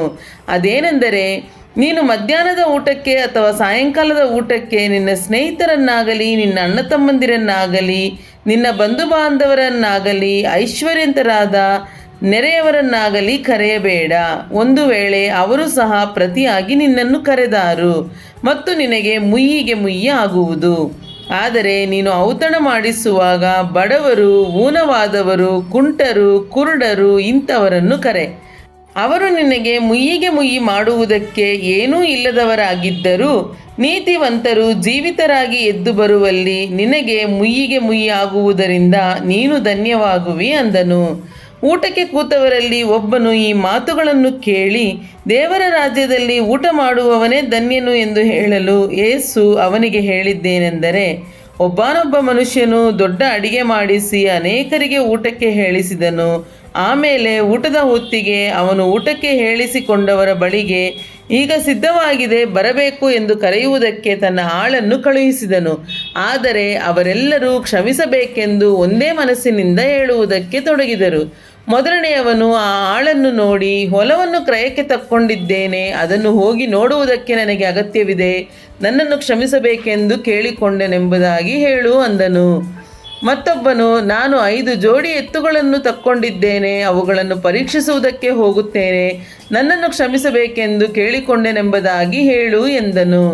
ಇನ್ನೊಬ್ಬನು, ನಾನು ಮದುವೆ ಮಾಡಿಕೊಂಡಿದ್ದೇನೆ, ಆದ್ದರಿಂದ ನಾನು ಬರುವುದಕ್ಕಾಗುವುದಿಲ್ಲ ಅಂದನು.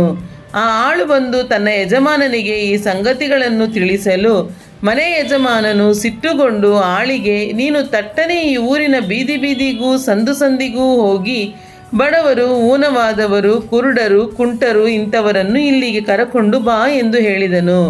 ಬಳಿಕ ಆ ಆಳು, ಅಯ್ಯ, ನೀನು ಅಪ್ಪಣೆ ಕೊಟ್ಟಂತೆ ಮಾಡಿದ್ದಾಯಿತು, ಆದರೂ ಇನ್ನೂ ಸ್ಥಳವದೆ ಅಂದನು. ಆಗ ಯಜಮಾನನು ತನ್ನ ಆಳಿಗೆ ಹೇಳಿದ್ದು, ನೀನು ಹಾದಿಗಳಿಗೂ ಬೇಲಿಗಳ ಬಳಿಗೂ ಹೋಗಿ ಅಲ್ಲಿ ಸಿಕ್ಕಿದವರನ್ನು ಬಲವಂತ ಮಾಡಿ ಒಳಕ್ಕೆ ಕರಕೊಂಡು ಬಾ, ನನ್ನ ಮನೆ ತುಂಬಲಿ. ಆದರೆ ಊಟಕ್ಕೆ ಹೇಳಿಸಿಕೊಂಡವರಲ್ಲಿ ಒಬ್ಬನಾದರೂ ನಾನು ಮಾಡಿಸಿದ ಅಡಿಗೆಯ ಸವಿಯನ್ನು ನೋಡಬಾರದು ಎಂದು ನಿಮಗೆ ಹೇಳುತ್ತೇನೆ ಅಂದನು. ಬಹುಜನರು ಗುಂಪು ಗುಂಪಾಗಿ ಯೇಸುವಿನ ಸಂಗಡ ಹೋಗುತ್ತಾ ಇರಲು ಆತನು ತಿರುಗಿಕೊಂಡು ಅವರಿಗೆ ಹೇಳಿದ್ದೇನೆಂದರೆ, ಯಾವನಾದರೂ ನನ್ನ ಬಳಿಗೆ ಬಂದು ತನ್ನ ತಂದೆ ತಾಯಿ, ಹೆಂಡತಿ, ಮಕ್ಕಳು, ಅಣ್ಣ ತಮ್ಮಂದಿರು, ಅಕ್ಕ ತಂಗಿಯರು ಇವರನ್ನು ತನ್ನ ಪ್ರಾಣವನ್ನು ಸಹ ಹಾಗೆ ಮಾಡದಿದ್ದರೆ ಅವನು ನನ್ನ ಶಿಷ್ಯನಾಗಿರಲಾರನು. ನಿಮ್ಮಲ್ಲಿ ಯಾವನಾದರೂ ಒಂದು ಬುರುಜನ್ನು ಕಟ್ಟಿಸಬೇಕೆಂದು ಯೋಚಿಸಿದರೆ ಅವನು ಮೊದಲು ಕೂತುಕೊಂಡು ಅದಕ್ಕೆ ಎಷ್ಟು ಖರ್ಚು ಹಿಡಿದೀತು, ಅದನ್ನು ತೀರಿಸುವುದಕ್ಕೆ ಸಾಕಾಗುವಷ್ಟು ಹಣ ನನ್ನಲ್ಲಿ ಉಂಟೋ ಎಂದು ಲೆಕ್ಕ ಮಾಡುವುದಿಲ್ಲವೇ? ಹೀಗೆ ಲೆಕ್ಕ ಮಾಡದೆ ಅದಕ್ಕೆ ಅಸ್ತಿವಾರ ಹಾಕಿದ ಮೇಲೆ ಆ ಕೆಲಸವನ್ನು ಪೂರೈಸಲಾರದೆ ಹೋದರೆ ನೋಡುವವರೆಲ್ಲರೂ ಈ ಮನುಷ್ಯನು ಕಟ್ಟಿಸುವುದಕ್ಕಂತೂ ತೊಡಗಿದನು, ಕೆಲಸ ಪೂರೈಸಲಾರದೆ ಹೋದನು ಎಂದು ಅವನನ್ನು ಹಾಸ್ಯ ಮಾಡಾರು. ಇಲ್ಲವೇ ಯಾವ ಅರಸನಾದರೂ ಮತ್ತೊಬ್ಬ ಅರಸನ ಸಂಗಡ ಯುದ್ಧ ಮಾಡುವುದಕ್ಕೆ ಹೋಗುವಾಗ ತನ್ನ ಮೇಲೆ 20,000 ದಂಡು ತೆಗೆದುಕೊಂಡು ಬರುವವನನ್ನು ತಾನು 10,000 ದಂಡಿನಿಂದ ಎದುರಿಸುವುದಕ್ಕೆ ಶಕ್ತನಾಗುವೆನೋ ಇಲ್ಲವೋ ಎಂದು ಕೂತುಕೊಂಡು ಆಲೋಚಿಸುವುದಿಲ್ಲವೇ? ತಾನು ಶಕ್ತನಲ್ಲದಿದ್ದರೆ ಬರುವ ಅರಸನು ಇನ್ನೂ ದೂರದಲ್ಲಿರುವಾಗಲೇ ರಾಯಭಾರಿಗಳನ್ನು ಕಳುಹಿಸಿ ಸಂಧಾನಕ್ಕೆ ಒಪ್ಪಂದವನ್ನು ಕೇಳಿಕೊಳ್ಳುವನು. ಹಾಗೆಯೇ ನಿಮ್ಮಲ್ಲಿ ಯಾವನೇ ಆಗಲಿ ತನಗಿರುವುದನ್ನೆಲ್ಲ ಬಿಟ್ಟು ಬಿಡದೆ ಹೋದರೆ ಅವನು ನನ್ನ ಶಿಷ್ಯನಾಗಿರಲಾರನು. ಉಪ್ಪಂತೂ ಒಳ್ಳೆಯ ಪದಾರ್ಥವೇ, ಉಪ್ಪು ಸಹ ಸಪ್ಪಗಾದರೆ ಅದಕ್ಕೆ ಇನ್ನಾತರಿಂದ ರುಚಿ ಬಂದೀತು. ಅದು ಭೂಮಿಗಾದರೂ ತಿಪ್ಪೆಗಾದರೂ ಉಪಯೋಗವಲ್ಲ, ಅದನ್ನು ಹೊರಗೆ ಬಿಸಾಡುತ್ತಾರೆ. ಕೇಳುವುದಕ್ಕೆ ಕಿವಿಯುಳ್ಳವನು ಕೇಳಲಿ ಅಂದನು. ಲೂಕನು ಬರೆದ ಸುವಾರ್ತೆ ಅಧ್ಯಾಯ 15. ಯೇಸುವಿನ ಉಪದೇಶವನ್ನು ಕೇಳಬೇಕೆಂದು ಎಲ್ಲ ಸುಂಕದವರು ಪಾಪಿಗಳು ಆತನ ಬಳಿಗೆ ಬರುತ್ತಾ ಇರಲು ಫರಿಸಾಯರು ಶಾಸ್ತ್ರಿಗಳು ಇವನು ಪಾಪಿಗಳನ್ನು ಸೇರಿಸಿಕೊಂಡು ಅವರ ಜೊತೆಯಲ್ಲಿ ಊಟ ಮಾಡುತ್ತಾನೆ ಎಂದು ಹೇಳಿಕೊಂಡು ಗುಣುಗುಟ್ಟುತ್ತಿದ್ದರು. ಆಗ ಆತನು ಅವರಿಗೆ ಒಂದು ಸಾಮ್ಯವನ್ನು ಹೇಳಿದನು. ಅದೇನೆಂದರೆ, ನಿಮ್ಮೊಳಗೆ ಯಾವ ಮನುಷ್ಯನಾದರೂ ತನಗೆ 100 ಕುರಿಗಳಿರಲಾಗಿ ಅವುಗಳಲ್ಲಿ ಒಂದು ಕಳೆದು ಹೋದರೆ ಅವನು 99 ಅಡವಿಯಲ್ಲಿ ಬಿಟ್ಟು ಕಳೆದು ಹೋದದ್ದು ಸಿಕ್ಕುವ ತನಕ ಅದನ್ನು ಹುಡುಕಿಕೊಂಡು ಹೋಗದೇ ಇದ್ದಾನೆ. ಸಿಕ್ಕಿದ ಮೇಲೆ ಅವನು ಸಂತೋಷ ಪಡುತ್ತಾ ಅದನ್ನು ತನ್ನ ಹೆಗಲಿನ ಮೇಲೆ ಇಟ್ಟುಕೊಂಡು ಮನೆಗೆ ಬಂದು ಸ್ನೇಹಿತರನ್ನು ನೆರೆಹೊರೆಯವರನ್ನು ಕೂಡಿಸಿ, ಕಳೆದು ಹೋಗಿದ್ದ ಕುರಿ ಸಿಕ್ಕಿತ್ತು, ನನ್ನ ಸಂಗಡ ಸಂತೋಷಿಸಿರಿ ಎಂದು ಅವರಿಗೆ ಹೇಳುವನಲ್ಲವೇ? ಅದರಂತೆ ದೇವರ ಕಡೆಗೆ ತಿರುಗಿಕೊಳ್ಳುವುದಕ್ಕೆ ಅವಶ್ಯವಿಲ್ಲದ 99 ಮಂದಿ ನೀತಿವಂತರಿಗಿಂತ ದೇವರ ಕಡೆಗೆ ತಿರುಗಿಕೊಳ್ಳುವ ಒಬ್ಬ ಪಾಪಿಯ ವಿಷಯವಾಗಿ ಪರಲೋಕದಲ್ಲಿ ಸಂತೋಷ ಉಂಟಾಗುವುದೆಂದು ನಿಮಗೆ ಹೇಳುತ್ತೇನೆ. ಯಾವ ಹೆಂಗಸು ತನ್ನಲ್ಲಿ 10 ಪಾವಲಿಗಳಿರಲಾಗಿ ಒಂದು ಪಾವಲಿ ಕಳೆದು ಹೋದರೆ ದೀಪ ಹಚ್ಚಿ ಮನೆಯನ್ನು ಗುಡಿಸಿ ಸಿಕ್ಕುವ ತನಕ ಅದನ್ನು ಎಚ್ಚರದಿಂದ ಹುಡುಕದೇ ಇದ್ದಾಳು? ಸಿಕ್ಕಿದ ಮೇಲೆ ಆಕೆಯು ತನ್ನ ಗೆಳತಿಯರನ್ನು ನೆರೆಹೊರೆಯವರನ್ನೂ ಕೂಡಿಸಿ, ಕಳೆದು ಹೋಗಿದ್ದ ಪಾವಲಿ ಸಿಕ್ಕಿತು, ನನ್ನ ಸಂಗಡ ಸಂತೋಷಿಸಿರಿ ಎಂದು ಹೇಳುವವಳಲ್ಲವೇ? ಅದರಂತೆ ಒಬ್ಬ ಪಾಪಿಯು ದೇವರ ಕಡೆಗೆ ತಿರುಗಿಕೊಳ್ಳುವ ವಿಷಯದಲ್ಲಿ ದೇವರ ದೂತರ ಮುಂದೆ ಸಂತೋಷವಾಗುವುದೆಂದು ನಿಮಗೆ ಹೇಳುತ್ತೇನೆ ಅಂದನು. ಇನ್ನೂ ಆತನು ಹೇಳಿದ್ದೇನೆಂದರೆ, ಒಬ್ಬನೊಬ್ಬ ಮನುಷ್ಯನಿಗೆ 2 ಮಕ್ಕಳಿದ್ದರು. ಅವರಲ್ಲಿ ಕಿರಿಯವನು ತಂದೆಗೆ, ಅಪ್ಪ, ಆಸ್ತಿಯಲ್ಲಿ ನನಗೆ ಬರತಕ್ಕ ಪಾಲನ್ನು ಕೊಡು ಎಂದು ಕೇಳಿಕೊಳ್ಳಲು ತಂದೆಯು ಬದುಕನ್ನು ಅವರಿಗೆ ಹಂಚಿಕೊಟ್ಟನು. ಸ್ವಲ್ಪ ದಿವಸದ ಮೇಲೆ ಆ ಕಿರಿ ಮಗನು ಎಲ್ಲ ಕೂಡಿಸಿಕೊಂಡು ದೂರ ದೇಶಕ್ಕೆ ಹೊರಟು ಹೋಗಿ ಅಲ್ಲಿ ಪಟಿಂಗನಾಗಿ ಬದುಕಿ ತನ್ನ ಆಸ್ತಿಯನ್ನು ಸೂರೆ ಮಾಡಿಬಿಟ್ಟನು. ಹೀಗೆ ಅವನು ಎಲ್ಲ ಹಾಳು ಮಾಡಿಕೊಂಡ ಮೇಲೆ ಆ ದೇಶದಲ್ಲೆಲ್ಲ ಘೋರವಾದ ಬರ ಬಂದು ಏನೂ ಗತಿ ಇಲ್ಲದವನಾದನು. ಆಗ ಅವನು ಹೋಗಿ ಆ ದೇಶದ ನಿವಾಸಿಗಳೊಳಗೆ ಒಬ್ಬನಲ್ಲಿ ಸೇರಿಕೊಂಡನು. ಆ ಮನುಷ್ಯನು ಹಂದಿಗಳನ್ನು ಮೇಯಿಸುವುದಕ್ಕೆ ಅವನನ್ನು ತನ್ನ ಹೊಲಗಳಿಗೆ ಕಳುಹಿಸಿದನು. ಹೀಗಿರಲಾಗಿ ಅವನು ಹಂದಿ ತಿನ್ನುತ್ತಿದ್ದ ಕಾಯಿಗಳನ್ನಾದರೂ ತಿಂದು ಹಸಿವನ್ನು ತೀರಿಸಿಕೊಳ್ಳಬೇಕೆಂದು ಆಶೆಪಟ್ಟನು. ಆದರೂ ಯಾರೂ ಅವನಿಗೆ ಕೊಡಲಿಲ್ಲ. ಆಗ ಅವನಿಗೆ ಬುದ್ಧಿ ಬಂದು ಅವನು, ನನ್ನ ತಂದೆಯ ಬಳಿಯಲ್ಲಿ ಎಷ್ಟೋ ಮಂದಿ ಕೂಲಿಯಾಳುಗಳಿಗೆ ಬೇಕಾದಷ್ಟು ಆಹಾರವದೆ, ನಾನಾದರೋ ಇಲ್ಲಿ ಹಸಿವಿನಿಂದ ಸಾಯುತ್ತೇನೆ. ನಾನು ಎದ್ದು ನನ್ನ ತಂದೆಯ ಬಳಿಗೆ ಹೋಗಿ ಅವನಿಗೆ, ಅಪ್ಪ, ಪರಲೋಕಕ್ಕೆ ವಿರೋಧವಾಗಿಯೂ ನಿನ್ನ ಮುಂದೆಯೂ ಪಾಪ ಮಾಡಿದ್ದೇನೆ. ಇನ್ನು ನಾನು ನಿನ್ನ ಮಗನೆನಿಸಿಕೊಳ್ಳುವುದಕ್ಕೆ ಯೋಗ್ಯನಲ್ಲ. ನನ್ನನ್ನು ನಿನ್ನ ಕೂಲಿಯಾಳುಗಳಲ್ಲಿ ಒಬ್ಬನಂತೆ ಮಾಡು ಎಂದು ಹೇಳುವೆನು ಅಂದುಕೊಂಡು ಎದ್ದು ತನ್ನ ತಂದೆಯ ಕಡೆಗೆ ಬಂದನು. ಅವನು ಇನ್ನೂ ದೂರದಲ್ಲಿರುವಾಗ ಅವನ ತಂದೆಯು ಅವನನ್ನು ಕಂಡು ಕನಿಕರಪಟ್ಟು ಓಡಿ ಬಂದು ಅವನ ಕೊರಳನ್ನು ಅಪ್ಪಿಕೊಂಡು ಅವನಿಗೆ ಬಹಳವಾಗಿ ಮುದ್ದಿಟ್ಟನು. ಆದರೂ ಮಗನು ಅವನಿಗೆ, ಅಪ್ಪ, ಪರಲೋಕಕ್ಕೆ ವಿರೋಧವಾಗಿಯೂ ನಿನ್ನ ಮುಂದೆಯೂ ಪಾಪ ಮಾಡಿದ್ದೇನೆ. ಇನ್ನು ನಾನು ನಿನ್ನ ಮಗನೆನಿಸಿಕೊಳ್ಳುವುದಕ್ಕೆ ಯೋಗ್ಯನಲ್ಲ ಎಂದು ಹೇಳಲು ತಂದೆಯು ತನ್ನ ಆಳುಗಳಿಗೆ, ಶ್ರೇಷ್ಠವಾದ ನಿಲುವಂಗಿಯನ್ನು ತಟ್ಟನೆ ತಂದು ಇವನಿಗೆ ತೊಡಿಸಿರಿ, ಇವನ ಕೈಗೆ ಉಂಗುರವನ್ನು ಇಡಿರಿ, ಕಾಲಿಗೆ ಜೋಡು ಮೆಡಿಸಿರಿ, ಕೊಪ್ಪಿಸಿದ ಆ ಕರುವನ್ನು ತಂದು ಕೊಯ್ಯಿರಿ, ಹಬ್ಬ ಮಾಡೋಣ, ಉಲ್ಲಾಸ ಪಡೋಣ. ಈ ನನ್ನ ಮಗನು ಸತ್ತವನಾಗಿದ್ದನು, ತಿರುಗಿ ಬದುಕಿ ಬಂದನು, ಪೋಲಿ ಹೋಗಿದ್ದನು, ಸಿಕ್ಕಿದನು ಎಂದು ಹೇಳಿದನು. ಆಗ ಅವರು ಉಲ್ಲಾಸ ಪಡುವುದಕ್ಕೆ ತೊಡಗಿದರು. ಆದರೆ ಅವನ ಹಿರೀ ಮಗನು ಹೊಲದಲ್ಲಿದ್ದನು. ಅವನು ಮನೆಯ ಹತ್ತಿರಕ್ಕೆ ಬರುತ್ತಿರುವಾಗ ವಾದ್ಯ ನರ್ತನಗಳನ್ನು ಕೇಳಿ ಆಳುಗಳಲ್ಲಿ ಒಬ್ಬನನ್ನು ತನ್ನ ಬಳಿಗೆ ಕರೆದು ಇದೇನು ಎಂದು ವಿಚಾರಿಸಿದನು. ಆಳು ಅವನಿಗೆ, ನಿನ್ನ ತಮ್ಮ ಬಂದಿದ್ದಾನೆ, ಇವನು ಸುರಕ್ಷಿತವಾಗಿ ಬಂದದ್ದರಿಂದ ನಿನ್ನ ತಂದೆಯು ಆ ಕೊಪ್ಪಿಸಿದ ಕರುವನ್ನು ಕೊಯ್ಯಿಸಿದ್ದಾನೆ ಎಂದು ಹೇಳಿದನು. ಇದನ್ನು ಕೇಳಿ ಅವನಿಗೆ ಸಿಟ್ಟು ಬಂದು ಒಳಕ್ಕೆ ಹೋಗಲೊಲ್ಲದೆ ಇದ್ದನು. ಆಗ ಅವನ ತಂದೆಯು ಹೊರಗೆ ಬಂದು ಅವನನ್ನು ಬೇಡಿಕೊಂಡನು. ಆದರೆ ಅವನು ತನ್ನ ತಂದೆಗೆ, ನೋಡು, ಇಷ್ಟು ವರ್ಷ ನಿನ್ನ ಸೇವೆ ಮಾಡಿದ್ದೇನೆ ಮತ್ತು ನಾನು ನಿನ್ನ ಒಂದಪ್ಪಣೆಯನ್ನಾದರೂ ಎಂದೂ ಮೀರಲಿಲ್ಲ. ಆದರೂ ನಾನು ನನ್ನ ಸ್ನೇಹಿತರ ಸಂಗಡ ಉಲ್ಲಾಸ ಪಡುವುದಕ್ಕಾಗಿ ನೀನು ಎಂದೂ ನನಗೆ ಒಂದು ಆಡನ್ನಾದರೂ ಕೊಡಲಿಲ್ಲ. ಆದರೆ ಸೂಳೆಯರನ್ನು ಕಟ್ಟಿಕೊಂಡು ನಿನ್ನ ಬದುಕನ್ನು ನುಂಗಿಬಿಟ್ಟ ಈ ನಿನ್ನ ಮಗನು ಬಂದಾಗ ಕೊಬ್ಬಿಸಿದ ಕರುವನ್ನು ಅವನಿಗೆ ಕೊಯ್ಸಿದಿ ಎಂದು ಉತ್ತರ ಕೊಟ್ಟನು. ಅದಕ್ಕೆ ತಂದೆಯು, ಕಂದ, ನೀನು ಯಾವಾಗಲೂ ನನ್ನ ಸಂಗಡ ಇದ್ದಿ ಮತ್ತು ನನ್ನದೆಲ್ಲ ನಿನ್ನದೇ. ಆದರೆ ಉಲ್ಲಾಸ ಪಡುವುದು, ಸಂತೋಷಗೊಳ್ಳುವುದು ನ್ಯಾಯವಾದದ್ದೇ. ಯಾಕಂದರೆ ಈ ನಿನ್ನ ತಮ್ಮ ಸತ್ತವನಾಗಿದ್ದನು, ತಿರುಗಿ ಬದುಕಿ ಬಂದನು, ಪೋಲಿ ಹೋಗಿದ್ದನು, ಸಿಕ್ಕಿದನು ಎಂದು ಹೇಳಿದನು. ಹಲ್ಲೆಲೂಯಾ. ದೇವರ ಪರಿಶುದ್ಧ ನಾಮಕ್ಕೆ ಸ್ತೋತ್ರವಾಗಲಿ.